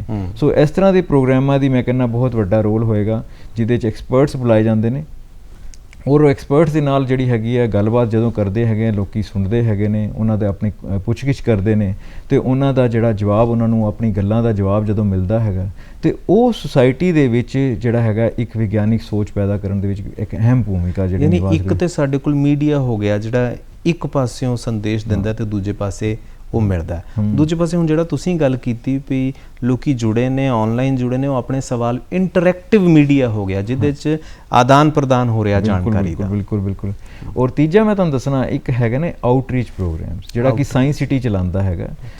ਸਾਇੰਸ ਸਿਟੀ ਦੇ ਵਿੱਚ ਕੀ ਹੈਗਾ ਕਿ ਇੱਕ ਵੀਮਨ ਟੈਕਨੋਲੋਜੀ ਪਾਰਕ ਵੀ ਬਣਾਇਆ ਗਿਆ ਹੈਗਾ। ਅੱਛਾ। ਜਿਹਦੇ ਵਿੱਚ ਲੇਡੀਜ਼ ਨੂੰ, ਘਰ ਬੈਠੀ ਲੇਡੀਜ਼ ਨੂੰ, ਉਹਨਾਂ ਨੂੰ ਜਦੋਂ ਤੁਸੀਂ ਇੰਪਲੋਇਮੈਂਟ ਦੇ ਨਾਲ ਜੋੜਦੇ ਹੋ, ਉਹਨਾਂ ਦੇ ਸਕਿੱਲ ਪੈਦਾ ਕਰਦੇ ਹੈਗੇ ਹੋ, ਉਹਨਾਂ ਨੂੰ ਕਿਸੇ ਚੀਜ਼ ਦੇ ਉੱਤੇ ਟ੍ਰੇਨਡ ਕਰਦੇ ਹੈਗੇ ਹੋ, ਤੇ ਤੁਹਾਡੇ ਅੰਦਰ ਇੱਕ ਭਾਵਨਾ ਪੈਦਾ ਹੁੰਦੀ ਹੈ ਕਿ ਤੁਸੀਂ ਕੁਝ ਨਵਾਂ ਕਰ ਰਹੇ ਹੈਗੇ ਹੋ, ਤੁਸੀਂ ਕੁਝ ਸਿੱਖਣ ਦੀ ਕੋਸ਼ਿਸ਼ ਕਰ ਰਹੇ ਹੈਗੇ ਹੋ, ਤੇ ਤੁਹਾਡੇ ਅੰਦਰ ਇੱਕ ਜਿਹੜਾ ਹੈਗਾ ਉਸ ਚੀਜ਼ ਤੋਂ ਜਦੋਂ ਤੁਸੀਂ ਸਾਇੰਟੀਫਿਕ ਟੈਂਪਰ ਉਹਦੇ ਨਾਲ ਵੀ ਬਿਲਡਅਪ ਹੁੰਦਾ। ਇੰਪਲੋਇਮੈਂਟ ਜਿਹੜੀ ਹੈਗੀ ਹੈ ਤੁਹਾਨੂੰ ਇੱਕ ਮਨੀ ਜਿਹੜਾ ਹੈਗਾ ਉਹ ਵੀ ਐਮਪਾਵਰ ਕਰਦਾ ਹੈ। ਸੋ ਜਿਹੜਾ ਜਦੋਂ ਤੁਸੀਂ ਇਸ ਤਰ੍ਹਾਂ ਦੇ ਪ੍ਰੋਗਰਾਮ ਚਲਾਏ ਜਾਂਦੇ ਨੇ, ਤੇ ਉਹ ਪਿੰਡਾਂ ਦੇ ਵਿੱਚ ਜਾ ਕੇ ਜਿਹੜਾ ਉਹਨਾਂ ਵਾਸਤੇ ਵਰਕਸ਼ਾਪਸ ਕੰਡਕਟ ਕੀਤੀਆਂ ਜਾਂਦੀਆਂ ਨੇ, ਉਹਨਾਂ ਨੂੰ ਪਹਿਲੂ ਸਿਰਫ ਇਕੱਲਾ ਟ੍ਰੇਨਿੰਗ ਦੇ ਨਾਲ ਨਹੀਂ, ਉਹਨਾਂ ਨੂੰ ਹੋਰ ਵੀ ਬਹੁਤ ਕੁਝ ਸਾਇੰਸ ਬਾਰੇ, ਜਿਹੜਾ ਵਿਗਿਆਨਿਕ ਸੋਚ ਬਾਰੇ ਦੱਸਿਆ ਜਾਂਦਾ ਹੈਗਾ। ਸੋ ਇੱਕ ਇਹ ਪਹਿਲੂ ਹੈਗਾ। ਇਸ ਤੋਂ ਇਲਾਵਾ ਇੱਕ ਮੋਬਾਈਲ ਸਾਇੰਸ ਐਗਜ਼ੀਬਿਸ਼ਨ ਬੱਸ ਚਲਾਈ ਜਾਂਦੀ ਹੈ। ਅੱਛਾ। ਜਿਹੜਾ ਕਿ ਸਾਇੰਸ ਸਿਟੀ ਵੱਲੋਂ ਚਲਾਈ ਗਈ ਹੈਗੀ ਹੈ, ਜਿਹਦਾ ਪਰਪਸ ਵੀ ਇਹੀ ਹੈਗਾ ਕਿ ਪਿੰਡ ਜਾ ਕੇ, ਘਰ ਜਾ ਕੇ ਤੁਹਾਡਾ ਵਿਗਿਆਨ ਜਿਹੜਾ ਹੈਗਾ ਤੁਹਾਡੇ ਜ਼ਿੰਦਗੀ ਦੇ ਵਿੱਚ ਹੈਗਾ, ਤੁਸੀਂ ਜ਼ਿੰਦਗੀ ਦੇ ਹਰੇਕ ਪਹਿਲੂ ਦੇ ਨਾਲ ਤੁਹਾਡੇ ਵਿਗਿਆਨ ਜੁੜਿਆ ਹੋਇਆ, ਉਹਨੂੰ ਜਿਹੜਾ ਹੈਗਾ ਦੱਸਣਾ ਬਹੁਤ ਜ਼ਰੂਰੀ ਹੈਗਾ। ਜਦੋਂ ਲੋਕਾਂ ਨੇ, ਹੁਣ ਤਾਂ ਇੱਕ ਛੋਟਾ ਜਿਹਾ ਐਗਜ਼ਾਮਪਲ ਦੇਣਾ, ਬੱਸ ਦੇ ਵਿੱਚ ਅਗਰ ਤੁਸੀਂ ਦੇਖੋ ਕਿ ਬਹੁਤ ਬਿਊਟੀਫੁਲ ਐਗਜ਼ੀਬਿਟ ਮੈਂ ਕਹਾਂਗਾ ਉਹਨੂੰ ਲਾਇਆ ਹੋਇਆ, ਉਹ ਹੈਗਾ ਕਿ ਕੁੜੀ ਤੇ ਮੁੰਡੇ ਦੇ ਜਨਮ ਦੇ ਵਿੱਚ ਕੌਣ ਜ਼ਿੰਮੇਵਾਰ। ਅੱਛਾ, ਉਹਦੇ 'ਚ ਦੇਖੋ, ਅਗਰ ਆਮ ਲੋਕਾਂ ਦੀ ਧਾਰਨਾ ਹੈਗੀ ਕਿ ਜੀ ਲੇਡੀਜ਼ ਨੂੰ ਜਿਹੜਾ ਹੈਗਾ ਜ਼ਿੰਮੇਵਾਰ ਠਹਿਰਾ ਦਿੱਤਾ ਜੀ, ਬਾਂਝ ਵੀ ਕਿਹਾ ਜਾਂਦਾ, ਬਾਅਦ 'ਚ ਤਾਨੇ ਵੀ ਮਿਲਦੇ ਆ। ਲੇਕਿਨ ਉਹਦੇ ਵਿੱਚ ਜਿਹੜਾ ਹੈਗਾ ਤੁਸੀਂ ਇੱਕ ਗੱਲ ਦੇਖੋ ਕਿ it's the male who is responsible, ਕਿਉਂਕਿ ਐਕਸ ਔਰ ਵਾਈ ਕ੍ਰੋਮੋਸੋਮਸ ਦੀ ਜਦੋਂ ਗੱਲ ਹੁੰਦੀ ਹੈਗੀ ਆ ਉਹ ਮੇਲ ਤੋਂ ਆਉਂਦਾ ਹੈਗਾ। ਸੋ ਇਹ ਲੋਕਾਂ ਦੇ ਵਿੱਚ ਇਹ ਜਿਹੜੀ ਇਸ ਤਰ੍ਹਾਂ ਦੀ, ਮੈਂ ਤੁਹਾਨੂੰ ਦੱਸ ਰਿਹਾ ਹੈਗਾ ਕਿ ਜਿਹੜੀ ਚੀਜ਼ਾਂ ਹੈਗੀਆਂ ਨੇ ਜਦੋਂ ਪਿੰਡਾਂ ਦੇ ਵਿੱਚ ਬੱਸ ਜਾਂਦੀ ਹੈਗੀ ਆ ਅਤੇ ਉੱਥੇ ਲੋਕਾਂ ਨੂੰ ਸਾਇੰਟੀਫਿਕ ਫੈਕਟਸ ਬਾਰੇ ਪਤਾ ਲੱਗਦਾ ਹੈਗਾ, ਅਤੇ ਜਾਂ ਫਿਰ ਜੈਨੇਟਿਕ ਡਿਜ਼ੀਜ਼ਿਜ਼ ਹੈਗੀਆਂ ਨੇ ਜਿਹਦੇ ਵਿੱਚ, ਜਿਸ ਤਰ੍ਹਾਂ ਤੁਸੀਂ ਕਿਹਾ ਕਿ ਕਾਫੀ ਲੇਡੀਜ਼ ਨੂੰ ਉਹਦੇ ਵਾਸਤੇ ਵੀ ਜ਼ਿੰਮੇਵਾਰ ਠਹਿਰਾ ਦਿੱਤਾ ਜਾਂਦਾ, ਜਦ ਕਿ ਉਹ ਜੈਨੇਟਿਕ ਡਿਜ਼ੀਜ਼ ਹੈਗੀਆਂ ਨੇ, ਉਹਨਾਂ ਨੂੰ ਉਹਦੇ ਬਾਰੇ ਵੀ ਜਾਣਕਾਰੀ ਦੇਣਾ ਬਹੁਤ ਜ਼ਰੂਰੀ ਹੈ। ਸਾਇੰਸ ਦੀ XY ਕ੍ਰੋਮੋਜ਼ੋਮ ਦੇ ਬਾਰੇ ਇਹਨਾਂ ਨੇ ਗੱਲ ਕੀਤੀ। ਅਸੀਂ ABC ਤੋਂ ਸ਼ੁਰੂ ਹੋਣਾ ਵੀ ਅਜੇ ਲੱਗਦਾ ਹੈ ਕਿ ਕਿਤੇ ਦੂਰ ਬੈਠੇ ਹਾਂ। ਸਾਇੰਸ ਦੇ ਵਿੱਚ ਸੰਗੀਤ ਦਾ ਵੀ ਬਹੁਤ ਅਹਿਮ ਰੋਲ ਹੈ ਨਾ। ਤੁਹਾਡੇ ਕੋਲ ਵੀ ਸੰਗੀਤਕ ਲਹਿਰਾਂ, ਉੱਥੇ ਫੁਹਾਰੇ ਔਰ ਕਈ ਕੁਝ ਚੀਜ਼ਾਂ ਚੱਲਦੀਆਂ ਨੇ। ਆਪਾਂ ਵੀ ਇੱਕ ਸੰਗੀਤ ਦੀ ਲਹਿਰ ਦੇ ਵਿੱਚ ਆਨੰਦ ਲੈ ਲਈਏ ਥੋੜ੍ਹਾ ਜਿਹਾ। ਸਾਡੇ ਕੋਲ ਇੱਕ ਗੀਤ ਤਿਆਰ ਹੈ, ਆਓ ਦਰਸ਼ਕੋ ਇੱਕ ਗੀਤ ਦੇਖਦੇ ਹਾਂ, ਔਰ ਉਸ ਤੋਂ ਬਾਅਦ ਸਾਇੰਸ ਦੇ ਬਾਰੇ, ਵਿਗਿਆਨਿਕ ਸੋਚ ਦੇ ਬਾਰੇ ਹੋਰ ਕੀ ਹੋ ਰਿਹਾ ਹੈ, ਕਿਹੜੀਆਂ ਗੱਲਾਂ ਹੋ ਰਹੀਆਂ ਨੇ, ਔਰ ਕਿਸ ਤਰੀਕੇ ਦੇ ਨਾਲ ਵਿਗਿਆਨਿਕ ਆਧਾਰ ਜਿਹੜਾ ਹੋਰ ਮਜ਼ਬੂਤ ਹੋ ਰਿਹਾ, ਇਹਦੇ ਬਾਰੇ ਗੱਲਾਂ ਹੋਣਗੀਆਂ। ਜੁੜੇ ਰਹੋ ਸਾਡੇ ਨਾਲ, ਦੇਖਦੇ ਹਾਂ ਗੀਤ।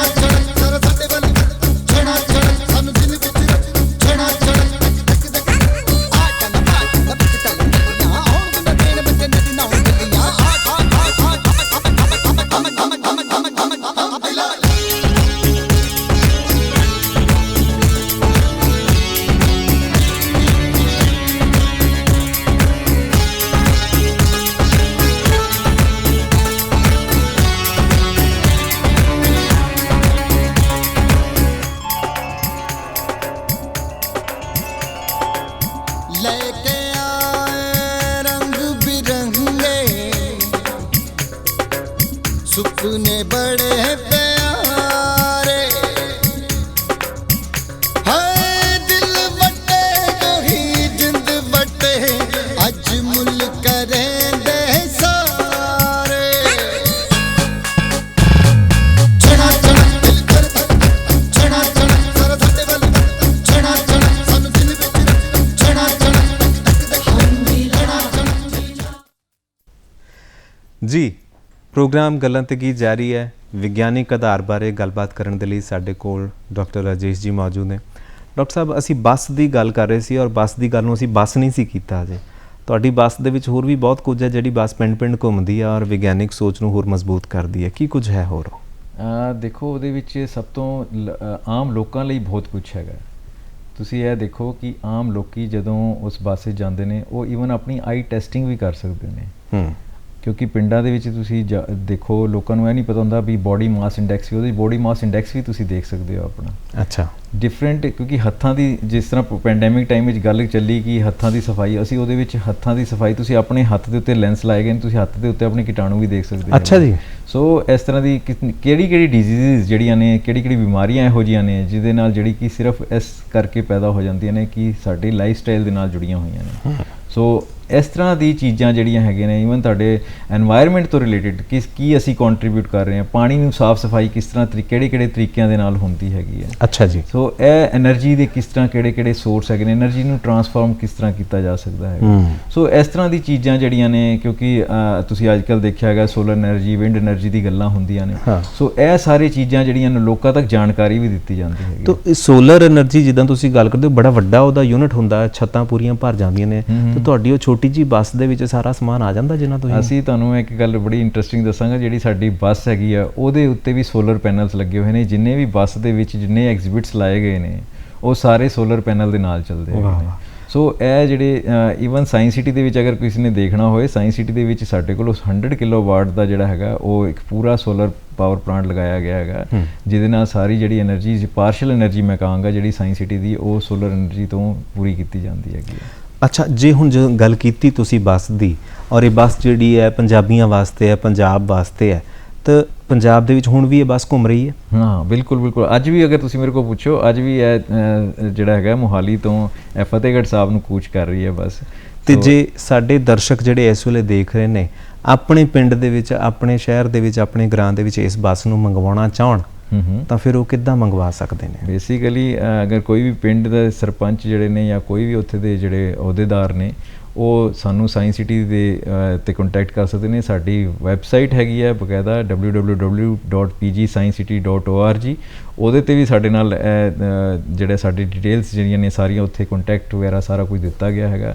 ਸਾਨੂੰ ਉਹ ਨੰਬਰਾਂ ਦੇ ਉੱਤੇ ਕੰਟੈਕਟ ਵੀ ਕੀਤਾ ਜਾ ਸਕਦਾ ਹੈ, ਉੱਥੇ ਈਮੇਲ ਵੀ ਦਿੱਤਾ ਗਿਆ ਹੈਗਾ। ਤੇ ਜੇ ਕੋਈ ਅਰਜੀ ਭੇਜਦਾ ਤੇ ਉਹ ਅਰਜੀ ਕਿੰਨੇ ਦਿਨਾਂ 'ਚ ਮਨਜ਼ੂਰ ਕਰ ਲੈਂਦੇ ਹੋ ਤੁਸੀਂ? ਇਸ ਤਰ੍ਹਾਂ ਹੈਗਾ ਕਿ ਬੱਸ ਦੀ ਅਵੇਲੇਬਿਲਿਟੀ ਦੇਖਣੀ ਹੁੰਦੀ ਹੈਗੀ ਕਿ ਪਹਿਲਾਂ ਹੀ ਆਲਰੇਡੀ, ਕਿਉਂਕਿ ਇਸ ਟਾਈਮ ਮੈਂ ਤੁਹਾਨੂੰ ਦੱਸ ਰਿਹਾ ਕਿ ਦਸੰਬਰ ਤੱਕ ਆਲਰੇਡੀ ਸਾਡਾ ਜਿਹੜਾ ਹੈਗਾ ਪੂਰਾ ਬੁੱਕ ਹੈਗੀ ਹੈ ਬੱਸ ਜਿਹੜੀ ਹੈਗੀ ਹੈ। ਸੋ ਇਸ ਟਾਈਮ ਕਿਉਂਕਿ ਸਕੂਲੀ ਬੱਚਿਆਂ ਨੂੰ ਵੀ ਦਿਖਾਇਆ ਜਾਂਦਾ, ਔਰ ਉਸ ਤੋਂ ਬਾਅਦ ਜਿਹੜਾ ਹੈਗਾ ਸਕੂਲੀ ਬੱਚਿਆਂ ਤੋਂ ਬਾਅਦ ਜਿਹੜੇ ਪਿੰਡ ਦੇ ਵਿੱਚ, ਅਗਰ ਤੁਹਾਡੇ ਡਿਸਟ੍ਰਿਕਟ ਦੇ ਵਿੱਚ ਬੱਸ ਆ ਰਹੀ ਹੈ, ਤੁਹਾਡੇ ਪਿੰਡ ਹਰੇਕ ਬਲਾਕ ਦੇ ਵਿੱਚ ਬੱਸ ਜਾ ਰਹੀ ਹੈਗੀ ਹੈ, ਤੇ ਬੱਚਿਆਂ ਨੂੰ ਉੱਥੇ ਸਕੂਲ ਦੇ ਵਿੱਚ ਦਿਖਾਉਣ ਤੋਂ ਬਾਅਦ, ਕਿਉਂਕਿ ਪੈਂਡੈਮਿਕ ਟਾਈਮ ਹੈ, ਬੱਚਿਆਂ ਨੂੰ ਇਕੱਠਾ ਨਹੀਂ ਕੀਤਾ ਜਾ ਸਕਦਾ ਹੈਗਾ, ਬੜਾ ਸੋਸ਼ਲ ਡਿਸਟੈਂਸਿੰਗ ਨੋਰਮਸ ਜਿਹੜੇ ਨੇ ਫੋਲੋ ਕਰਕੇ ਹੀ ਜਿਹੜਾ ਹੈਗਾ ਬੱਸ ਨੂੰ ਚਲਾਇਆ ਜਾ ਰਿਹਾ ਹੈਗਾ। ਜੇ ਤੁਹਾਡੀ ਬੱਸ ਦੀ ਇੰਨੀ ਡਿਮਾਂਡ ਹੈ ਤਾਂ 2-4 ਬੱਸਾਂ ਹੋਰ ਕਿਉਂ ਨਹੀਂ ਪਾ ਲੈਂਦੇ? ਨਹੀਂ, ਇਹ ਬੱਸ ਦੀ ਦੇਖੋ ਗੱਲ ਹੈਗੀ ਕਿ ਹਰੇਕ ਚੀਜ਼ ਦਾ ਜਿਹੜਾ ਹੈਗਾ, ਕਿਉਂਕਿ ਅਸੀਂ ਇੱਕ ਤਜਰਬੇ ਦੇ ਤੌਰ ਤੇ ਉੱਤੇ ਇੱਕ ਬੱਸ ਚਲਾਈ ਸੀਗੀ, ਔਰ ਬੜੀ ਕੋਸ਼ਿਸ਼ ਵੀ ਕੀਤੀ ਜਾ ਰਹੀ ਹੈ ਕਿ ਜਿਹੜੇ ਆਉਣ ਵਾਲੇ ਸਮਾਂ ਦੇ ਵਿੱਚ ਇਹ ਬੱਸਾਂ ਦੀ ਸੰਖਿਆ ਜਿਹੜੀ ਹੈ ਵਧਾਈ ਜਾਏ, ਔਰ ਹਰੇਕ ਡਿਸਟ੍ਰਿਕਟ ਲੈਵਲ ਦੇ ਉੱਤੇ, ਕਿਉਂਕਿ ਇੱਕ ਬੱਸ ਪੂਰੇ ਪੰਜਾਬ ਨੂੰ ਕਵਰ ਕਰਨਾ ਬਹੁਤ ਔਖਾ ਹੈਗਾ। ਸੋ ਅਸੀਂ ਤਾਂ ਇਹੀ ਕਹਿੰਦੇ ਕਿ ਹਰੇਕ ਡਿਸਟ੍ਰਿਕਟ ਲੈਵਲ ਤੇ ਰਾਦਰ ਬੱਸ ਹੋਣੀ ਚਾਹੀਦੀ ਹੈ। ਔਰ ਪਿੱਛੇ ਮੈਨੂੰ ਬੜੀ ਖੁਸ਼ੀ ਹੁੰਦੀ ਹੈ ਕਿ ਮੈਂ ਜਦੋਂ ਪਿੱਛੇ ਹਜੇ ਲਾਸਟ ਵੀਕ ਹੀ ਮੈਂ ਪੜ੍ਹ ਰਿਹਾ ਸੀ, ਡਿਸਟ੍ਰਿਕਟ ਨਵਾਂ ਸ਼ਹਿਰ ਦੇ ਡਿਪਟੀ ਕਮਿਸ਼ਨਰ ਨੇ ਇੱਕ ਬੱਸ, ਉਹੀ ਲੈਬ ਔਨ ਵੀਲਸ ਦਾ ਇਨਾਗੂਰੇਸ਼ਨ ਕੀਤਾ ਹੈਗਾ। ਸੋ ਇਹ ਦੱਸਦਾ ਹੈਗਾ ਕਿ ਵਾਕਈ ਹੀ ਜਿਹੜਾ ਸਾਇੰਸ ਸਿਟੀ ਨੇ ਇੱਕ ਉਪਰਾਲਾ ਜਿਹੜਾ ਹੈਗਾ ਕੀਤਾ ਸੀਗਾ, ਉਹ ਲੋਕਾਂ ਤੱਕ ਉਹਦਾ ਮੈਸੇਜ ਪਹੁੰਚ ਰਿਹਾ, ਉਹਦੀ ਜਿਹੜੀ ਅਹਿਮੀਅਤ ਨੂੰ ਲੋਕੀ ਸਮਝ ਰਹੇ ਨੇ। ਸੋ ਔਰ ਉਹਨੂੰ ਖਿੜੇ ਮੱਥੇ ਲਿਆ ਲੋਕਾਂ ਨੇ। ਬਹੁਤ ਹੀ ਵਧੀਆ ਗੱਲ ਹੈ ਕਿ ਜਿਹੜੀ ਚੀਜ਼ ਤੁਸੀਂ ਪ੍ਰਯੋਗ ਦੇ ਤੌਰ ਤੇ ਸ਼ੁਰੂ ਕੀਤੀ ਸੀਗੀ, ਉਹ ਅੱਜ ਸਮਾਜ ਦੇ ਵਿੱਚ ਉਹਨੂੰ ਮਕਬੂਲੀਅਤ ਮਿਲੀ। ਔਰ ਉਹਨੂੰ ਹੋਰ ਕੀ ਤੁਸੀਂ ਸਮਝਦੇ ਹੋ ਕਿ ਤੁਹਾਡੇ ਕੋਲ ਉਹ ਇੱਕ ਕੁਝ ਹੁੰਦਾ ਵੀ ਜਿਹਦੇ 'ਚ ਜਹਾਜ਼ ਉਡਾਉਣ ਦਾ ਕੁਝ ਉਹ ਫੀਲਿੰਗ ਤੁਹਾਨੂੰ ਮਿਲਦੀ ਹੈ, ਉਹ ਨਵੀਆਂ ਚੀਜ਼ਾਂ ਕੁਝ? ਐਗਜ਼ੈਕਟਲੀ ਤੁਸੀਂ ਗੱਲ ਕਰ ਰਹੇ ਹੋ ਜੀ ਫਲਾਈਟ ਸਿਮੂਲੇਟਰ ਦੀ। ਸਾਡੇ ਸਾਇੰਸ ਸਿਟੀ 'ਚ ਇੱਕ ਬਹੁਤ ਵੱਡੀ ਆਕਰਸ਼ਣ ਹੈ ਲੋਕਾਂ ਦੇ ਲਈ, ਔਰ ਸਪੈਸ਼ਲੀ ਬਹੁਤ ਲੋਕੀ ਇਹਦਾ ਆਨੰਦ ਮਾਣਦੇ ਨੇ ਜਦੋਂ ਵੀ ਸਾਇੰਸ ਸਿਟੀ ਆਉਂਦੇ ਨੇ। ਮੇਰੇ ਹਿਸਾਬ ਨਾਲ ਕੋਈ ਵੀ ਇਹੋ ਜਿਹਾ ਵਿਜ਼ਿਟਰ ਨਹੀਂ ਹੁੰਦਾ, ਯਾਨੀ ਤੁਹਾਡੇ ਕਹਿੰਦਾ ਮਤਲਬ ਵੀ ਜਿਹਦੇ ਕੋਲ ਪਾਸਪੋਰਟ ਨਹੀਂ ਵੀ ਹੈਗਾ ਉਹ ਜਹਾਜ਼ ਦੀ ਸਵਾਰੀ ਦਾ ਮਜ਼ਾ ਲੈ ਸਕਦਾ। ਹਾਂ ਬਿਲਕੁਲ ਬਿਲਕੁਲ ਬਿਲਕੁਲ, ਉਹਦੇ ਤੁਹਾਨੂੰ ਪੂਰਾ ਫਲਾਈਟ ਦਾ ਜਿਹੜਾ ਹੈਗਾ ਅਹਿਸਾਸ ਹੁੰਦਾ ਹੈਗਾ। ਤੁਸੀਂ ਬੱਦਲ ਉੱਡਦੇ ਨੇ ਸਾਰੇ ਨਾਲ, ਉਹਦੇ ਵਿੱਚ ਜਿਹੜਾ ਹੈਗਾ ਈਵਨ ਤੁਸੀਂ ਰੋਲਰ ਕੋਸਟਰ ਦੀ ਮੂਵੀ ਵੀ ਇੰਜੋਏ ਕਰ ਸਕਦੇ ਹੋ, ਤੁਸੀਂ ਰੋਲਰ ਕੋਸਟਰ ਦਾ ਵੀ ਇੰਜੋਏਮੈਂਟ ਲੈ ਸਕਦੇ ਹੋ। ਉਹਦੇ ਡਿਫਰੈਂਟ ਤਰ੍ਹਾਂ ਦੀ ਮੂਵੀਜ਼ ਚਲਾਈ ਜਾਂਦੀਆਂ ਐਕਚੁਅਲੀ। ਅੱਛਾ, ਸੋ ਅਲੱਗ-ਅਲੱਗ ਤਰ੍ਹਾਂ ਦਾ ਐਕਸਪੀਰੀਅੰਸ ਤੁਸੀਂ ਤੁਹਾਨੂੰ ਉਹਦੇ, ਕਿਉਂਕਿ ਸਿਮੂਲੇਟਰ ਹੈਗਾ, ਸਿਮੂਲੇਟਰ ਨੂੰ ਪ੍ਰੋਗਰਾਮਿੰਗ ਕੀਤੀ ਜਾਂਦੀ ਹੈਗੀ, ਉਸ ਤਰ੍ਹਾਂ ਦਾ ਹੀ ਤੁਹਾਨੂੰ ਤਜਰਬਾ ਦੇਗਾ ਜਿਸ ਤਰ੍ਹਾਂ ਦਾ ਉਸ ਚੀਜ਼ ਦਾ ਉੱਤੇ, ਉਸ ਮੂਵੀ ਦੇ ਉੱਤੇ ਤੁਸੀਂ ਦੇਖ ਰਹੇ ਹੈਗੇ। ਇੱਕ ਤੁਹਾਡੇ ਉੱਥੇ ਡੋਮ ਵੀ ਕੁਛ ਹੈ ਜਿਹਦੇ 'ਚ ਤੁਸੀਂ ਪਤਾ ਨਹੀਂ ਸ਼ਾਇਦ ਤਾਰੇ ਦਿਖਾਉਂਦੇ ਹੋ ਕਿ ਪੁਲਾੜ 'ਚ ਲੈ ਜਾਂਦੇ ਹੋ ਬੰਦੇ ਨੂੰ। ਬਿਲਕੁਲ, ਉਹਦੇ 'ਚ ਇੱਕ ਇਮਰਸਿਵ ਐਕਸਪੀਰੀਅੰਸ ਜਿਹਨੂੰ ਅਸੀਂ ਕਹਿੰਦੇ ਹਾਂ ਕਿ ਤੁਸੀਂ ਉਹਦਾ ਹਿੱਸਾ ਬਣ ਜਾਂਦੇ ਹੈਗੇ ਹੋ। ਡੋਮ ਦੇ ਵਿੱਚ ਫੁੱਲ ਡੋਮ ਮੂਵੀ ਚਲਾਈ ਜਾਂਦੀ ਹੈ। ਜਿਹੜੀ ਮੂਵੀਜ਼ ਜਿਹੜੀਆਂ ਹੈਗੀਆਂ ਨੇ ਉਹ ਫਿਲਮਾਂ ਬਾਹਰੋਂ ਦੀ ਮੰਗਾਈ ਜਾਂਦੀਆਂ ਨੇ ਔਰ ਬਹੁਤ ਕੋਸਟਲੀ ਮੂਵੀਜ਼ ਹੁੰਦੀਆਂ ਨੇ, 50-50 ਲੱਖ ਤੋਂ ਲੈ ਕੇ 1 ਕਰੋੜ ਰੁਪਏ ਤੱਕ ਦੀ ਉਹਨਾਂ ਦੀ ਲੀਜ਼ ਮਨੀ ਹੁੰਦੀ ਹੈ ਜਿਹੜੀ ਸਾਨੂੰ ਦੇਣੀ ਪੈਂਦੀ ਹੈਗੀ। ਔਰ ਉਹਦੇ ਵਿੱਚ ਵੀ ਜਿਹੜਾ ਹੈਗਾ, ਜਿਹੜੀ ਤੁਸੀਂ ਗੱਲ ਕਰ ਰਹੇ ਹੋ, ਪਲੈਨੇਟੇਰੀਅਮ ਸਿਸਟਮ ਵੀ ਉਹਦੇ ਵਿੱਚ ਹੀ ਚਲਾਇਆ ਜਾਂਦਾ, ਜਿਹਦੇ ਵਿੱਚ ਡਿਫਰੈਂਟ ਗ੍ਰਹਾਂ ਦੀ ਜਾਣਕਾਰੀ, ਤਾਰਿਆਂ ਦੀ ਜਾਣਕਾਰੀ ਅਤੇ ਬਹੁਤ ਕੁਛ ਉਹਦੇ 'ਚ ਜਿਹੜਾ ਹੈਗਾ ਤੁਹਾਨੂੰ ਗਲੈਕਸੀਜ਼ ਬਾਰੇ ਜਿਹੜਾ ਹੈਗਾ ਬਹੁਤ ਕੁਝ ਜਾਣਕਾਰੀ ਦਿੱਤੀ ਜਾਂਦੀ ਹੈਗੀ ਹੈ। ਔਰ ਤੁਸੀਂ ਉਹ ਜਿਹੜੀ ਸਾਡੀ ਇੱਕ ਆਈਕੋਨਿਕ ਬਿਲਡਿੰਗ ਜਿਹਨੂੰ ਅਸੀਂ ਕਹਿੰਦੇ ਹਾਂ ਡੋਮ ਸਪੇਸ ਥੀਏਟਰ ਕਹਿੰਦੇ ਹੈਗੇ, ਉਹਦੇ ਵਿੱਚ ਤੁਸੀਂ ਉਸ ਦਾ ਜਦੋਂ ਤੁਸੀਂ ਬੈਠ ਕੇ ਉਹਨੂੰ ਦੇਖਦੇ ਹੋ ਤੁਸੀਂ ਆਪਣੇ ਆਪ ਨੂੰ ਇੱਕ ਫਿਲਮ ਦਾ ਹਿੱਸਾ ਮਹਿਸੂਸ ਕਰਦੇ ਹੈਗੇ ਹੋ। ਸੋ ਇੱਕ ਬਹੁਤ ਜਿਹੜਾ ਹੈਗਾ ਇੱਕ ਤਜਰਬਾ ਜਿਹੜਾ ਹੈਗਾ, ਯਾਦਗਾਰ ਤਜਰਬਾ ਮੈਂ ਕਹਾਂਗਾ ਕਿ ਉਹ ਮਿਲਦਾ ਹੈਗਾ ਲੋਕਾਂ ਨੂੰ। ਇੱਕ ਹੁਣ ਮੈਂ ਤੁਹਾਡੇ ਤੋਂ ਜ਼ਾਤੀ ਸਵਾਲ ਪੁੱਛਦਾ ਵਾਂ ਕਿ ਇੱਕ ਬੰਦਾ ਜਿਹੜਾ ਸਾਇੰਸ ਸਿਟੀ ਦੇ ਵਿੱਚ ਆਇਆ, ਉਹਨੇ ਇੱਕ ਟਿਕਟ ਲਈ, ਟਿਕਟ ਲੈ ਕੇ ਆਇਆ, ਉਸ ਸਮੇਂ ਉਹਦਾ ਰੌ ਰਬਾ ਕਿੱਦਾਂ ਦਾ ਸੀ, ਔਰ ਜਦੋਂ ਉਹ ਸਾਰਾ ਕੁਝ ਦੇਖ ਕੇ ਬਾਹਰ ਨਿਕਲਦਾ ਤੁਸੀਂ ਮਹਿਸੂਸ ਕਰਦੇ ਹੋ ਕਿ ਉਹਦੇ 'ਚ ਉਹ ਵਿਗਿਆਨਿਕ ਆਧਾਰ ਹੋਰ ਮਜ਼ਬੂਤ ਹੁੰਦਾ? ਬਿਲਕੁਲ, ਤੁਸੀਂ ਬਹੁਤ ਵਧੀਆ ਕੁਐਸਚਨ ਕੀਤਾ ਹੈਗਾ। ਕਿਉਂਕਿ ਅਸੀਂ ਖੁਦ ਜਾਣਨਾ ਚਾਹੁੰਦੇ ਸੀ ਕਿ ਵਾਕਈ ਲੋਕਾਂ ਦੇ ਵਿੱਚ ਕੁਝ ਚੇਂਜ ਆ ਰਿਹਾ, ਕਿ ਅਸੀਂ ਇੱਕ ਕੁਐਸਚਨੇਅਰ ਤਿਆਰ ਕੀਤਾ ਉਹਦੇ ਵਾਸਤੇ। ਅੱਛਾ, ਅਸੀਂ ਕੁਐਸਚਨੇਅਰ ਤਿਆਰ ਕੀਤਾ, ਅਸੀਂ ਕਰੀਬਨ ਜਿਹੜਾ ਹੈਗਾ ਉਹਨੂੰ 5000 ਲੋਕਾਂ ਦੇ ਉੱਤੇ ਅਸੀਂ ਉਹਦੀ ਸਟੱਡੀ ਕੀਤੀ ਕਿ ਇਹ ਦੇਖਣ ਲਈ ਕਿ ਲੋਕਾਂ ਦਾ ਪਹਿਲਾਂ ਤੇ ਬਾਅਦ ਦਾ ਜਿਹੜਾ ਹੈਗਾ, ਉਹਨਾਂ ਨੂੰ ਪਹਿਲਾਂ ਉਹ ਕੁਐਸਚਨੇਅਰ, ਸੇਮ ਕੁਐਸਚਨੇਅਰ ਪਹਿਲਾਂ ਦਿੱਤਾ ਗਿਆ ਔਰ ਉਸ ਤੋਂ ਬਾਅਦ ਸੇਮ ਕੁਐਸਚਨੇਅਰ ਉਸ ਤੋਂ ਬਾਅਦ ਦਿੱਤਾ ਗਿਆ, ਕਿ ਇਹ ਦੇਖਣ ਲਈ ਕਿ ਉਹਨਾਂ ਦੀ ਸੋਚ ਵਿੱਚ ਕੀ ਫਰਕ ਆ ਰਿਹਾ ਹੈ। ਤੋ ਇਹ ਦੇਖ ਕੇ ਸਾਨੂੰ ਇਹ ਬੜੀ ਖੁਸ਼ੀ ਹੁੰਦੀ ਮੈਨੂੰ ਦੱਸਦੇ ਹੋਏ, ਕਰੀਬਨ ਜਿਹੜਾ ਹੈਗਾ 75% ਲੋਕਾਂ ਦਾ ਜਿਹੜਾ ਸੀਗਾ ਨਜ਼ਰੀਆ, ਬਿਲਕੁਲ ਸੋਚ ਜਿਹੜੀ ਸੀ ਉਹ ਬਿਲਕੁਲ ਆਲ ਟੂਗੇਦਰ ਡਿਫਰੈਂਟ ਸੀਗੀ ਉਸ ਤੋਂ ਬਾਅਦ ਜਦੋਂ ਉਹ ਬਾਹਰ ਦੇਖ ਕੇ ਨਿਕਲਦੇ ਹੈਗੇ ਨੇ। ਕਿਉਂਕਿ ਹਰੇਕ ਚੀਜ਼ ਦਾ ਤੁਸੀਂ ਇੱਕ ਦੇਖੋ, ਕਲਾਈਮੇਟ ਚੇਂਜ ਥੀਏਟਰ ਹੈਗਾ ਸਾਇੰਸ ਸਿਟੀ ਦੇ ਵਿੱਚ। ਕਲਾਈਮੇਟ ਚੇਂਜ ਥੀਏਟਰ ਦੇ ਵਿੱਚ ਆਮ ਬੰਦੇ ਨੂੰ ਹੀ ਇਹ ਪਤਾ ਲੱਗਦਾ ਹੈਗਾ ਕਿ ਆਬਜੈਕਟ ਥੀਏਟਰ ਹੈ, ਕਿ ਮੇਰਾ ਕਲਾਈਮੇਟ ਚੇਂਜ ਹੋ ਰਿਹਾ ਹੈ। ਪਹਿਲੀ ਦੀ ਗੱਲ ਹੈ ਕਲਾਈਮੇਟ ਚੇਂਜ ਹੁੰਦਾ ਕੀ ਹੈ, ਫਿਰ ਉਸ ਤੋਂ ਬਾਅਦ ਕਲਾਈਮੇਟ ਚੇਂਜ ਦੇ ਵਿੱਚ ਅਗਰ ਹੋ ਰਿਹਾ ਹੈਗਾ ਤੇ ਮੈਂ ਕੀ ਉਹਦੇ ਵਿੱਚ ਆਪਣਾ ਰੋਲ ਅਦਾ ਕਰ ਸਕਦਾ ਹਾਂ ਐਜ਼ ਐਨ ਇੰਡੀਵਿਜੂਅਲ। ਕਿਉਂਕਿ ਸਾਡੇ ਕੋਲ ਬਹੁਤ ਲੋਕੀ ਆਉਂਦੇ ਨੇ, ਬੱਚੇ ਵੀ ਪੁੱਛਦੇ ਨੇ ਕਿ ਜੀ ਮੈਨੂੰ ਪਤਾ ਹੈਗਾ ਕਲਾਈਮੇਟ ਚੇਂਜ ਹੋ ਰਿਹਾ ਹੈਗਾ ਤੇ ਮੈਂ ਆਪਣਾ ਕੀ ਰੋਲ ਅਦਾ ਕਰ ਸਕਦਾ ਹੈਗਾ, ਜਲਵਾਯੂ ਬਦਲਾਅ ਜਿਹਨੂੰ ਵਿੱਚ ਹੈਗਾ, ਤੇ ਮਤਲਬ ਕਿ ਵੀ ਇਹਨੂੰ ਰੋਕਣ ਦੇ ਲਈ ਆਪਾਂ ਕੀ ਕਰ ਸਕਦੇ ਹੈਗੇ। ਇਸ ਤਰ੍ਹਾਂ ਦੇ ਉਪਰਾਲੇ ਵੀ ਉਹਦੇ 'ਚ ਬੜੇ ਖੂਬਸੂਰਤੀ ਨਾਲ ਦੱਸੇ ਗਏ ਨੇ। ਛੋਟੀ ਚੀਜ਼ਾਂ ਹੈਗੀਆਂ ਨੇ, ਪੈਦਲ ਤੁਰੋ, ਜਿਹੜਾ ਹੈਗਾ ਆਪਣੇ ਘਰ ਦੇ ਵਿੱਚ ਜਿਹੜਾ ਹੈਗਾ ਤੁਸੀਂ ਹਰੇਕ ਜਿਹੜੀ ਸਾਇੰਸ ਜਿਹੜੀ ਹੈਗੀ ਉਹ ਤਾਂ ਦੇਖਦੇ ਹੀ ਹੈਗੇ ਹੋ। ਸੋ ਮਤਲਬ ਕਿ ਇਸ ਤਰ੍ਹਾਂ ਦੀ ਚੀਜ਼ਾਂ ਜਿਹੜੀਆਂ ਨੇ, ਛੋਟੇ ਕਾਗਜ਼ ਦੀ ਵਰਤੋਂ ਕਿਸ ਤਰ੍ਹਾਂ ਕਰਨੀ ਹੈਗੀ ਹੈ, ਮਤਲਬ ਅਗਰ ਇਹ ਚੀਜ਼ਾਂ ਦੇ ਉੱਤੇ ਅਸੀਂ ਅਗਰ ਆਪਣੇ ਕਲਾਈਮੇਟ ਨੂੰ ਜਿਹੜਾ ਵਾਤਾਵਰਨ ਬਦਲਾਅ ਹੋ ਰਿਹਾ ਹੈਗਾ ਉਹਨੂੰ ਰੋਕ ਸਕਦੇ ਹੈਗੇ ਹਾਂ ਅਸੀਂ ਆਪਣੇ ਛੋਟੇ ਛੋਟੇ ਸਟੈਪਸ ਅਗਰ ਅਸੀਂ ਲੈਂਦੇ ਹਾਂ ਐਜ਼ ਐਨ ਇੰਡੀਵਿਜੂਅਲ। ਸੋ ਇਹ ਸਾਰੀ ਚੀਜ਼ਾਂ ਬੱਚਿਆਂ ਨੂੰ, ਸੁਸਾਇਟੀ ਨੂੰ ਸਿੱਖਣ ਨੂੰ ਮਿਲਦੀਆਂ ਨੇ। ਸੋ ਤੁਸੀਂ ਗੱਲ ਕਰ ਰਹੇ ਸੀਗੇ ਕਿ ਕਿਸ ਤਰ੍ਹਾਂ ਵੀ ਲੋਕਾਂ ਦੇ ਵਿੱਚ ਉਹ ਬਦਲਾਅ ਦੇਖਣ ਨੂੰ, ਇਹ ਜਦੋਂ ਦੇਖ ਕੇ ਚੀਜ਼ਾਂ ਲੋਕੀ ਨਿਕਲਦੇ ਨੇ ਤੇ ਉਹਨਾਂ ਦੀ ਵਾਕਈ ਸੋਚ ਦੇ ਵਿੱਚ ਇੱਕ ਬਹੁਤ ਵੱਡਾ ਬਦਲਾਅ ਦੇਖਣ ਨੂੰ ਮਿਲਦਾ ਹੈਗਾ। ਇੱਕ ਨਾ ਪੁਰਾਣੇ ਸਮੇਂ ਦੇ ਵਿੱਚ ਡਾਇਨਾਸੌਰ ਜਦੋਂ ਹੁੰਦੇ ਸੀਗੇ ਜਾਂ ਉਦੋਂ ਦੀ ਧਰਤੀ ਦੀ ਉਥਲ ਪੁਥਲ ਦੇ ਨਾਲ ਕਈ ਚੀਜ਼ਾਂ ਬਦਲੀਆਂ ਤੇ ਸਾਡੇ ਕੋਲ ਨਾ ਕਈ ਸਟੋਨਸ ਬਣ ਗਏ ਹੈ ਨਾ, ਜਿੱਦਾਂ ਸਟੋਨ ਏਜ ਕਹਿੰਦੇ ਅਸੀਂ, ਤਾਂ ਸਾਡੇ ਕੋਲ ਨਾ ਕਈ ਤਰ੍ਹਾਂ ਦੇ, ਕੋਈ ਮੂੰਗੀਆ ਹੋ ਗਿਆ, ਕੋਈ ਨੀਲਮ ਹੋ ਗਿਆ, ਕੋਈ ਪੰਨਾ ਹੋ ਗਿਆ, ਲੋਕੀ ਬਹੁਤ ਸਾਰੇ ਪਾਉਂਦੇ ਨੇ। ਕਦੇ ਇਦਾਂ ਵੀ ਹੋਇਆ ਕਿ ਉਹ ਸਾਇੰਸ ਸਿਟੀ ਦੇ ਵਿੱਚ ਘੁੰਮ ਕੇ ਉਹਨੇ ਆ ਕੇ ਆਪਣੀਆਂ ਸਾਰੀਆਂ ਮੁੰਦਰੀਆਂ ਛੱਲੇ ਲਾਤੇ ਹੋਣ? ਮੁੰਦਰੀਆਂ ਛੱਲੇ ਤਾਂ ਮੈਂ ਇਸ ਤਰ੍ਹਾਂ ਦਾ ਤਾਂ ਖੈਰ ਐਕਸਪੀਰੀਅੰਸ ਨਹੀਂ ਕੀਤਾ ਹੈਗਾ, ਲੇਕਿਨ ਇਹ ਜ਼ਰੂਰ ਕਹਿਣਾ, ਜਦੋਂ ਅਸੀਂ ਵਰਕਸ਼ਾਪਸ ਕਰਦੇ ਹਾਂ, ਅਸੀਂ ਇੱਕ ਵਰਕਸ਼ਾਪ ਕਰਦੇ ਹਾਂ ਵਹਿਮਾਂ ਭਰਮਾਂ ਤੋਂ ਕਿਸ ਤਰ੍ਹਾਂ ਜਿਹੜੀ ਹੈਗੀ ਆ ਆਪਾਂ ਲੋਕਾਂ ਨੂੰ ਦੂਰ ਰੱਖਣਾ ਹੈਗਾ। ਔਰ ਹਰੇਕ ਚੀਜ਼ ਦੇ ਵਿੱਚ ਵਹਿਮ ਭਰਮ ਜਿਹੜੇ ਪਾਲੇ ਹੋਏ ਨੇ ਬੇਸਿਕਲੀ ਤਾਂ ਜਿਹੜੇ ਕਰਕੇ ਦਿਖਾਉਂਦੇ ਨੇ, ਕਈ ਅਸੀਂ ਬਾਬੇ ਦੇਖੇ ਹੈਗੇ ਨੇ, ਕੁਛ ਇਸ ਤਰ੍ਹਾਂ ਦੇ ਕਰਕੇ ਦਿਖਾਉਂਦੇ ਨੇ, ਪਰ ਉਹਦੇ ਪਿੱਛੇ ਜਿਹੜਾ ਹੈਗਾ ਮੈਜਿਕ ਕੁਛ ਨਹੀਂ ਹੁੰਦਾ, ਸਾਇੰਸ ਹੁੰਦੀ ਹੈ। ਸੋ ਇਸ ਤਰ੍ਹਾਂ ਦੀ ਵਰਕਸ਼ਾਪ ਦੇ ਵਿੱਚ ਅਸੀਂ, ਇਸ ਤਰ੍ਹਾਂ ਦੇ ਪ੍ਰੋਗਰਾਮ ਦੇ ਵਿੱਚ ਅਸੀਂ ਜਿਹੜੇ ਕੀ ਤਰਕ ਹੈ, ਕੋਈ ਚੀਜ਼ ਕਰਕੇ ਦਿਖਾ ਰਹੇ ਹੈਗੇ ਨੇ ਤੇ ਉਹਦੇ ਵਿੱਚ ਕੀ ਤਰਕ ਹੈਗਾ, ਉਹ ਸਾਰਾ ਜਿਹੜਾ ਹੈਗਾ ਬੱਚਿਆਂ ਨੂੰ, ਸੁਸਾਇਟੀ ਨੂੰ ਉੱਥੇ ਸ਼ੋਅ ਕਰਕੇ ਵੀ ਦਿਖਾਇਆ ਜਾਂਦਾ ਹੈਗਾ ਕਿ ਕਿਸ ਤਰ੍ਹਾਂ ਤੁਹਾਨੂੰ ਕਰਕੇ ਦਿਖਾਇਆ ਜਾਂਦਾ। ਜਦੋਂ ਤੁਸੀਂ ਖੁਦ ਦੇਖਦੇ ਹੋ, ਅੱਖੀਂ ਦੇਖਦੇ ਹੋ, ਤੇ ਤੁਹਾਨੂੰ ਬਿਲੀਵਿੰਗ ਤੁਹਾਡੇ ਅੰਦਰ ਜਿਹੜਾ ਇੱਕ ਵਿਸ਼ਵਾਸ ਪੈਦਾ ਹੋ ਜਾਂਦਾ ਹੈ ਕਿ ਵਾਕਈ ਇਹ ਚੀਜ਼ਾਂ ਸਾਰੀਆਂ ਜਿਹੜੀਆਂ ਬਣੀਆਂ ਹੋਈਆਂ ਨੇ, ਜਿਹੜੇ ਸਾਨੂੰ ਦਿਖਾਇਆ ਜਾਂਦਾ ਹੈਗਾ, ਉਹ ਵਾਕਈ ਸਾਰੇ ਵਹਿਮਾਂ ਭਰਮਾਂ ਦੇ ਵਿੱਚ ਅਸੀਂ ਫਸੇ ਹੋਏ ਹਾਂ, ਉਹਨਾਂ ਤੋਂ ਨਿਕਲਣ ਦੀ ਸਾਨੂੰ ਜ਼ਰੂਰਤ ਹੈਗੀ ਹੈ। ਜਿੱਦਾਂ ਪੁਰਾਣੇ ਸਮੇਂ ਤੋਂ ਜਿਹੜੇ ਕਹਿੰਦੇ ਨੇ ਵੀ ਅਸੀਂ ਆਪਣੇ ਅਗਰ ਇਤਿਹਾਸ ਨੂੰ ਭੁੱਲ ਜਾਈਏ ਤਾਂ ਭਵਿੱਖ ਦੇ ਵਿੱਚ ਆਪਣੀ ਥਾਂ ਨਹੀਂ ਅਸੀਂ ਬਣਾ ਸਕਦੇ। ਔਰ ਇਤਿਹਾਸ ਦੇ ਵੀ ਸਾਡੇ ਕੋਲ ਜਦੋਂ ਸਟੋਨ ਏਜ ਦੀ ਗੱਲ ਕਰਦੇ ਹਾਂ ਤਾਂ ਤੁਹਾਡੇ ਕੋਲ ਉਸ ਸਮੇਂ ਨੂੰ ਦਰਸਾਉਂਦਾ ਹੋਇਆ ਕੋਈ ਪਾਰਕ ਵੀ ਸ਼ਾਇਦ ਹੈ। ਤੁਸੀਂ ਦੇਖੋ ਸਾਡੇ ਕੋਲ ਇੱਕ ਡਾਇਨਾਸੌਰ ਪਾਰਕ ਤਾਂ ਹੈ ਹੀ ਹੈ, ਉਹਦੇ ਨਾਲ ਹੀ ਸਾਡੇ ਕੋਲ ਇੱਕ ਬਹੁਤ ਵੱਡਾ ਜੁੜਿਆ ਇੱਕ ਪੈਨੋਰਮਾ ਵੀ ਬਣਾਇਆ ਹੋਇਆ ਲਾਈਫ ਥਰੂ ਦਾ ਏਜਿਸ, ਜਿਹਦੇ ਹੈ ਕਿ ਕਿਸ ਤਰ੍ਹਾਂ ਇੱਕ ਛੋਟੇ ਜਿਹੇ ਕਿਸ ਤਰ੍ਹਾਂ ਇੱਕ ਬਿਗ ਬੈਂਗ ਦੇ ਨਾਲ ਇੱਕ ਧਰਤੀ ਜਿਹੜੀ ਹੈਗੀ ਹੈ, ਕਿਸ ਤਰ੍ਹਾਂ ਲਾਈਫ ਜਿਹੜੀ ਹੈਗੀ ਹੈ ਸ਼ੁਰੂ ਹੋਈ ਔਰ ਕਿਸ ਤਰ੍ਹਾਂ ਮਾਡਰਨ ਏਜ ਜਿਹੜੀ ਡਿਵੈਲਪ ਹੋਈ ਹੈ, ਉਹ ਸਾਰਾ ਉਹਦੇ ਡਿਫਰੈਂਟ ਸਟੇਜਿਸ ਦੇ ਵਿੱਚ ਦਿਖਾਇਆ ਗਿਆ ਹੈ। ਇਸ ਤੋਂ ਇਲਾਵਾ ਡਾਇਨਾਸੌਰ ਪਾਰਕ ਜਿਹੜੇ ਤੁਸੀਂ ਗੱਲ ਕਰ ਰਹੇ ਹੋਗੇ, ਲੋਕਾਂ ਦੇ ਵਿੱਚ ਇੱਕ ਬਹੁਤ ਵੱਡਾ ਆਕਰਸ਼ਣ ਦਾ ਕੇਂਦਰ ਹੈ ਸਾਡੇ ਸਾਇੰਸ ਸਿਟੀ ਦੇ ਵਿੱਚ। ਕੋਈ 46 ਡਾਇਨਾਸੌਰ ਦੇ ਜਿਹੜੇ ਲਾਈਫ ਸਾਈਜ਼ ਮਾਡਲਸ ਹੈਗੇ ਨੇ ਉਹ ਦਰਸਾਏ ਗਏ ਨੇ। ਤੇ ਥਿਊਰੀ ਉਹਦੇ 'ਚ ਇਹ ਹੈਗੀ ਹੈ ਕਿ ਜਿਸ ਤਰ੍ਹਾਂ ਜਿਹੜੇ ਵੋਲਕੈਨੋਜ਼ ਦੇ ਨਾਲ ਹੈ, ਜਿਹੜੇ ਡਾਇਨਾਸੌਰ ਸੀਗੇ ਖਤਮ ਹੋ ਗਏ, ਉੱਥੇ ਇੱਕ ਵੋਲਕੈਨੋ ਵੀ ਬਣਾਇਆ ਗਿਆ। ਉਹਦੇ 'ਚ ਅਸੀਂ ਮੂਵਿੰਗ ਡਾਇਨਾਸੌਰਸ, ਕੁਝ ਰੋਬੋਟਿਕ ਡਾਇਨਾਸੌਰਸ ਵੀ ਉਹਦੇ 'ਚ ਅਸੀਂ ਦਿਖਾਏ ਨੇ। ਤੇ ਇਸ ਕਰਕੇ ਜੋ ਉਹਨਾਂ ਦੀ ਪੂਰੀ ਉਹਨਾਂ ਨੂੰ ਜਿਹੜੀ ਜਾਣਕਾਰੀ ਕਿਹੜੇ ਏਜ ਦੇ ਵਿੱਚ ਸੀਗੇ ਤੇ ਉਹ ਸਾਰੀ ਜਾਣਕਾਰੀ ਜਿਹੜੀ ਹੈਗੀ ਹੈ ਸਾਡੇ ਜਿਹੜੇ ਵਿਜ਼ਟਰਸ ਹੈਗੇ ਨੇ ਉਹਨਾਂ ਨੂੰ ਉੱਥੇ ਆ ਕੇ ਜਦੋਂ ਦੇਖਣ ਨੂੰ ਮਿਲਦੀ ਹੈ, ਨਾਲ ਨਾਲ ਇੱਕ ਇੰਜੋਇਮੈਂਟ ਵੀ ਹੁੰਦੀ ਹੈ, ਫਨ ਵੀ ਹੁੰਦਾ ਹੈਗਾ। ਤੇ ਲੋਕੀ ਮੈਂ ਜਦੋਂ ਦੇਖਦਾ ਹੈਗਾ ਕਿ ਕਿਸ ਤਰ੍ਹਾਂ ਡਾਇਨਾਸੌਰ ਦੇ ਅੱਗੇ ਖੜੇ ਹੋ ਕੇ ਉਹਦੇ ਅੱਗੇ ਫੋਟੋਆਂ ਖਿਚਾਉਂਦੇ ਨੇ, ਤੇ ਬਹੁਤ ਐਕਸਾਈਟਮੈਂਟ ਹੁੰਦੀ ਹੈ ਬੱਚਿਆਂ ਦੇ ਵਿੱਚ ਵੀ ਤੇ ਪਰਿਵਾਰਾਂ ਦੇ ਵਿੱਚ ਵੀ ਜਦੋਂ ਸਾਇੰਸ ਸਿਟੀ ਆ ਕੇ ਡਾਇਨਾਸੌਰ ਪਾਰਕ ਦੇ ਵਿੱਚ ਆਉਂਦੇ ਨੇ। ਅੱਛਾ, ਭਾਰਤ ਦੇ ਵਿੱਚ ਬਹੁਤ ਸਾਰੇ ਉਪਰਾਲੇ ਕੀਤੇ ਗਏ ਨੇ। ਸਾਡੇ ਕੋਲ ਸਤੀਸ਼ ਧਵਨ ਜਿਹੜਾ ਅਸੀਂ ਨਾਮ ਲੈਂਦੇ ਹਾਂ, ਉਹ ਵੀ ਸਾਡੇ ਇੱਧਰੋਂ ਹੀ ਪੰਜਾਬ ਤੋਂ ਹੀ। ਸੋ ਇੰਨੇ ਸਾਰੇ ਉਪਰਾਲੇ ਹੋਣ ਦੇ ਨਾਲ ਜੋ ਹੁਣ ਤੱਕ ਹੋਏ ਨੇ, ਲਗਭਗ 70 ਕੁ ਸਾਲ ਸਾਨੂੰ ਆਜ਼ਾਦ ਹੋਏ ਨੂੰ ਹੋ ਗਏ, ਇਸ ਸਮੇਂ ਦੇ ਦੌਰਾਨ ਜਿੰਨਾ ਕੁ ਸਾਇੰਸ ਪ੍ਰਤੀ ਸਾਡਾ ਰੁਝਾਨ ਵਧਿਆ ਔਰ ਸਾਡੀ ਸਮਝ ਵਧੀ, ਤੁਸੀਂ ਕਿਵੇਂ ਦੇਖਦੇ ਹੋ ਕਿ ਪੂਰੀ ਦੁਨੀਆ ਦੇ ਵਿੱਚ ਅੱਜ ਭਾਰਤੀਆਂ ਨੂੰ ਸਾਇੰਸ ਦੇ ਖੇਤਰ ਦੇ ਵਿੱਚ ਕਿਵੇਂ ਦੇਖਿਆ ਜਾਂਦਾ ਹੈ?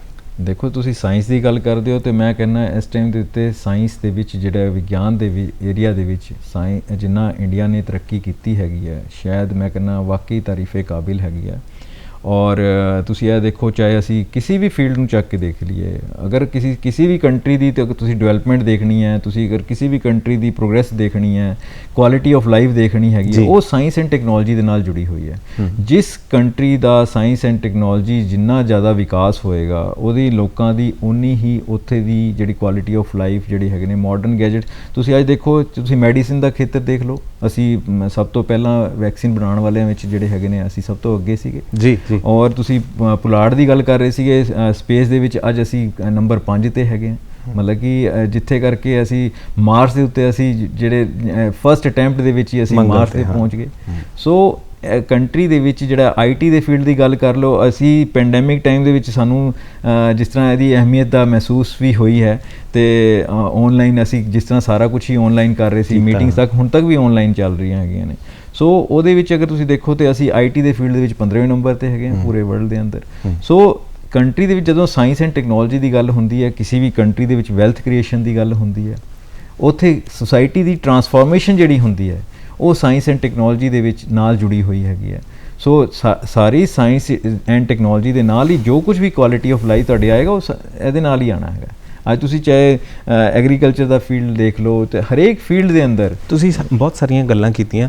ਹੁਣ ਇਹ ਦੱਸੋ ਵੀ ਕਿਉਂਕਿ ਬਦਲਾਅ ਬੜੀ ਜਲਦੀ ਆ ਰਿਹਾ, ਤੁਸੀਂ ਕੀ ਮਹਿਸੂਸ ਕਰਦੇ ਹੋ ਕਿ ਆਉਣ ਵਾਲੇ ਸਮੇਂ ਦੇ ਵਿੱਚ ਵਿਗਿਆਨਿਕ ਆਧਾਰ ਨੂੰ ਮਜ਼ਬੂਤ ਕਰਨ ਦੇ ਲਈ ਹੋਰ ਕਿਹੜੀਆਂ ਚੀਜ਼ਾਂ ਬੜੀ ਜਲਦੀ ਆਉਣ ਵਾਲੀਆਂ ਨੇ? ਦੇਖੋ, ਵਿਗਿਆਨਿਕ ਆਧਾਰ ਨੂੰ ਸਭ ਤੋਂ ਮੈਂ ਉਹੀ ਗੱਲ ਕਹਿ ਰਿਹਾ ਕਿ ਵਿਗਿਆਨਿਕ ਆਧਾਰ ਦਾ ਜਿਹੜਾ ਹੈਗਾ ਉਹ ਬੇਸ ਰਹੇਗਾ। ਲੋਕਾਂ ਸਾਇੰਸ ਐਂਡ ਟੈਕਨੋਲੋਜੀ, ਮੈਂ ਪਹਿਲਾਂ ਵੀ ਗੱਲ ਕਹੀ ਕਿ ਸਾਇੰਸ ਐਂਡ ਟੈਕਨੋਲੋਜੀ ਤਾਂ ਬਹੁਤ ਡਿਵੈਲਪ ਹੋ ਗਈ ਔਰ ਬਹੁਤ ਫਾਸਟ ਆ ਰਹੀ ਹੈਗੀ ਹੈ। ਲੋਕਾਂ ਦੀ ਜ਼ਿੰਦਗੀ ਦੇ ਵਿੱਚ ਚੇਂਜ ਵੀ ਆ ਰਿਹਾ। ਅਸੀਂ ਦੇਖਦੇ ਹਾਂ ਮੋਬਾਈਲ ਦਾ, ਅਸੀਂ ਦੇਖਿਆ ਹੀ ਹੈਗਾ ਕਿ ਕਿਸ ਤਰ੍ਹਾਂ ਅੱਜ ਤੋਂ 10 ਸਾਲ ਪਹਿਲਾਂ ਤੁਸੀਂ ਮੋਬਾਈਲ ਦਾ ਸੋਚ ਨਹੀਂ ਸਕਦੇ, ਲੇਕਿਨ ਹੁਣ ਜਿੰਨਾ ਚੇਂਜ ਅਸੀਂ ਜਿਹੜਾ ਦੇਖਿਆ ਹੈਗਾ ਪਿਛਲੇ ਟਾਈਮ, ਅੱਜ ਤਾਂ ਇੱਕ ਮੋਬਾਈਲ ਤੁਹਾਡਾ ਪਰਸ ਵੀ ਬਣ ਗਿਆ, ਸਭ ਕੁਝ ਬਣ ਗਿਆ। ਸੋ ਕਹਿਣ ਦਾ ਮਤਲਬ ਹੈਗਾ ਕਿ ਲੇਕਿਨ ਜਿਹੜੀ ਵਿਗਿਆਨਿਕ ਸੋਚ ਹੈ ਉਹਦੇ ਵਾਸਤੇ ਹਜੇ ਬਹੁਤ ਕੁਝ ਕਰਨ ਦੀ ਜ਼ਰੂਰਤ ਹੈਗੀ। ਮਸਲਨ ਜਿਸ ਤਰ੍ਹਾਂ ਸਾਇੰਸ ਸੈਂਟਰਸ ਕੰਟਰੀ ਦੇ ਵਿੱਚ ਮੈਂ ਉਹੀ ਦੇਖ ਰਿਹਾ ਹੈਗਾ, ਸਾਇੰਸ ਸੈਂਟਰਸ ਦਾ ਇੱਕ ਬਹੁਤ ਵੱਡਾ ਰੋਲ ਹੈਗਾ। ਕੰਟਰੀ ਦੇ ਵਿੱਚ ਇਸ ਟਾਈਮ ਪਿਛਲੇ 2-3 ਸਾਲਾਂ ਦੇ ਵਿੱਚ ਬਹੁਤ ਸਾਰੇ ਸਾਇੰਸ ਸੈਂਟਰ ਅਸੀਂ ਕਰਕੇ ਡਿਵੈਲਪ ਹੋਏ ਕਿਉਂਕਿ ਡਿਮਾਂਡ ਇੱਕਦਮ ਵਧੀ ਕਿਉਂਕਿ ਡਿਮਾਂਡ ਇਸ ਕਰਕੇ ਵਧੀ ਕਿਉਂਕਿ ਲੋਕਾਂ ਦੇ ਵਿੱਚ ਇਹ ਦੇਖਿਆ ਵੀ ਅਗਰ ਸਾਇੰਸ ਐਂਡ ਟੈਕਨੋਲੋਜੀ ਦਾ ਪਹਿਲੀ ਤਾਂ ਗੱਲ ਹੈਗੀ ਹੈ ਲੋਕਾਂ ਤੱਕ ਪਹੁੰਚਣਾ, ਆਮ ਬੰਦੇ ਨੂੰ ਕਿਸ ਤਰ੍ਹਾਂ ਸਾਇੰਸ ਐਂਡ ਟੈਕਨੋਲੋਜੀ ਦੀ ਸਮਝ ਲੱਗੇਗੀ, ਉਹ ਤਾਂ ਉਹਦੇ ਬੱਚਿਆਂ ਨੂੰ ਵੀ ਅਟਰੈਕਟ ਕਰਨਾ। ਜਦੋਂ ਤੁਹਾਡੀ ਇਹਦੇ 'ਚ ਕੋਈ ਸ਼ੱਕ ਨਹੀਂ ਹੈ ਕਿ ਵੈਸੇ ਤਾਂ ਦੇਖੋ ਸਾਇੰਸ ਇਹ ਨਹੀਂ ਹੈ ਕਿ ਸਾਇੰਸ ਪੜ੍ਹਿਆ ਹੀ ਜਿਹੜਾ ਹੈਗਾ ਸਾਇੰਟੀਫਿਕ ਟੈਂਪਰ ਡਿਵੈਲਪ ਕਰੇਗਾ, ਬਿਨਾਂ ਸਾਇੰਸ ਪੜ੍ਹਿਆ ਵੀ ਬਹੁਤ ਕੁਝ ਲੋਕਾਂ ਦੇ ਵਿੱਚ ਅਸੀਂ ਦੇਖਿਆ, ਮੈਂ ਗੱਲ ਕੀਤੀ ਤੁਹਾਡੇ ਬਜ਼ੁਰਗਾਂ ਦੀ, ਉਹ ਇਸ ਤਰ੍ਹਾਂ ਦਾ ਸਾਇੰਟੀਫਿਕ ਟੈਂਪਰ ਉਹਨਾਂ ਦੇ ਵਿੱਚ ਹੈਗਾ ਸੀਗਾ। ਸੋ ਲੇਕਿਨ ਸਾਇੰਸ ਜਦੋਂ ਸਾਇੰਸ ਸੈਂਟਰਸ ਖੁੱਲ੍ਹਦੇ ਨੇ ਇਸ ਤਰ੍ਹਾਂ ਦੀ ਆਮ ਪਬਲਿਕ ਉੱਥੇ ਵਿਜ਼ਿਟ ਕਰਦੀ ਹੈਗੀ ਹੈ। ਸੋ ਜ਼ਰੂਰਤ ਹੈਗੀ ਹੈ ਇਸ ਟਾਈਮ ਕੰਟਰੀ ਦੇ ਵਿੱਚ ਵੱਧ ਤੋਂ ਵੱਧ ਸਾਇੰਸ ਸੈਂਟਰਸ ਖੋਲ੍ਹੇ ਜਾਣ ਔਰ ਹੋ ਸਕੇ ਤੇ ਇੱਕ ਹਰੇਕ ਈਵਨ ਸਟੇਟ ਦੇ ਵਿੱਚ ਵੀ ਮਤਲਬ ਕਿ ਮੈਂ ਕਹਾਂਗਾ ਕਿ ਅਗਰ ਤੁਸੀਂ ਵਾਕਈ 'ਚ ਹੀ ਚਾਹੁੰਦੇ ਹੈਗੇ ਹੋ ਕਿ ਸਾਇੰਸ ਸੈਂਟਰਸ ਜਿਹੜੇ ਨੇ ਉਹ ਖੋਲ੍ਹੇ ਜਾਣੇ ਚਾਹੀਦੇ ਤਾਂ ਕਿ ਲੋਕਾਂ ਤੱਕ ਉਹਨਾਂ ਦੀ ਐਕਸੈਸ ਹੋਏ ਪੂਰੇ। ਅਗਰ ਤੁਸੀਂ ਦੇਖੋ ਸਾਇੰਸ ਸਿਟੀ ਪੂਰੇ ਕੰਟਰੀ ਦੇ ਵਿੱਚ ਵੀ ਇਸ ਟਾਈਮ 3 ਹੈਗੇ ਨੇ ਔਰ ਕਰੀਬਨ ਜਿਹੜੇ ਨੇ 50 ਦੇ ਕਰੀਬ ਜਿਹੜੇ ਨੇ ਸਾਇੰਸ ਸੈਂਟਰਸ ਇਸ ਟਾਈਮ ਬਣ ਰਹੇ ਨੇ ਜਾਂ ਬਣ ਚੁੱਕੇ ਨੇ। ਸੋ ਭਵਿੱਖ ਮਜ਼ਬੂਤ ਮਹਿਸੂਸ ਕਰਦੇ ਹੋ ਬਿਲਕੁਲ, ਇਹਦੇ ਕੋਈ ਸ਼ੱਕ ਨਹੀਂ ਹੈਗਾ, ਬਦਲਾਵ ਆ ਰਿਹਾ ਔਰ ਆਏਗਾ ਔਰ ਜਿਹੜਾ ਹੈਗਾ change is always better for the future. So ਇਸ ਦੇ ਕੋਈ ਸ਼ੱਕ ਨਹੀਂ ਹੈਗਾ ਕਿ ਚੇਂਜ ਹੋਣਾ ਵੀ ਚਾਹੀਦਾ ਹੈਗਾ ਔਰ ਲੋਕਾਂ ਦੀ ਸੋਚ ਵੀ ਚੇਂਜ ਹੋਏਗੀ ਕਿਉਂਕਿ ਸੋਚ ਨਾਲ ਹੀ ਸਭ ਕੁਝ ਚੇਂਜ ਹੋਣਾ ਹੈ, ਡਿਵੈਲਪਮੈਂਟ ਵੀ ਸੋਚ ਨਾਲ ਹੀ ਆਣੀ ਹੈ। सोच बदलो सितारे बदल जाएंगे, नज़र बदलो नज़ारे बदल जाएंगे। तुसी देख पा रहे हो कि डॉक्टर साहब ने भी कोई चैनियाँ मुंदरियाँ कुछ नहीं पाइया हुई और यही विग्यानिक सोच का आधार है प्रतख नूं प्रमाण की। डॉक्टर साहब इन्ने थोड़े समय 'च तुसी बहुत कीमती जानकारी साडे नाल सांझी कीती। शायद अजे भी बहुत सारे लोग जिन्होंने साडे प्रोग्राम नूं नहीं देखा वो उस सवाल ते अटके होणगे भी पहले मुर्गी आई कि पहले अंडा आया, पर जिन्होंने साडा प्रोग्राम देख लिया होएगा उन्होंने जरूर महसूस होया होएगा कि विग्यानिक सोच कुछ होर है, विज्ञान कुछ होर कहता है।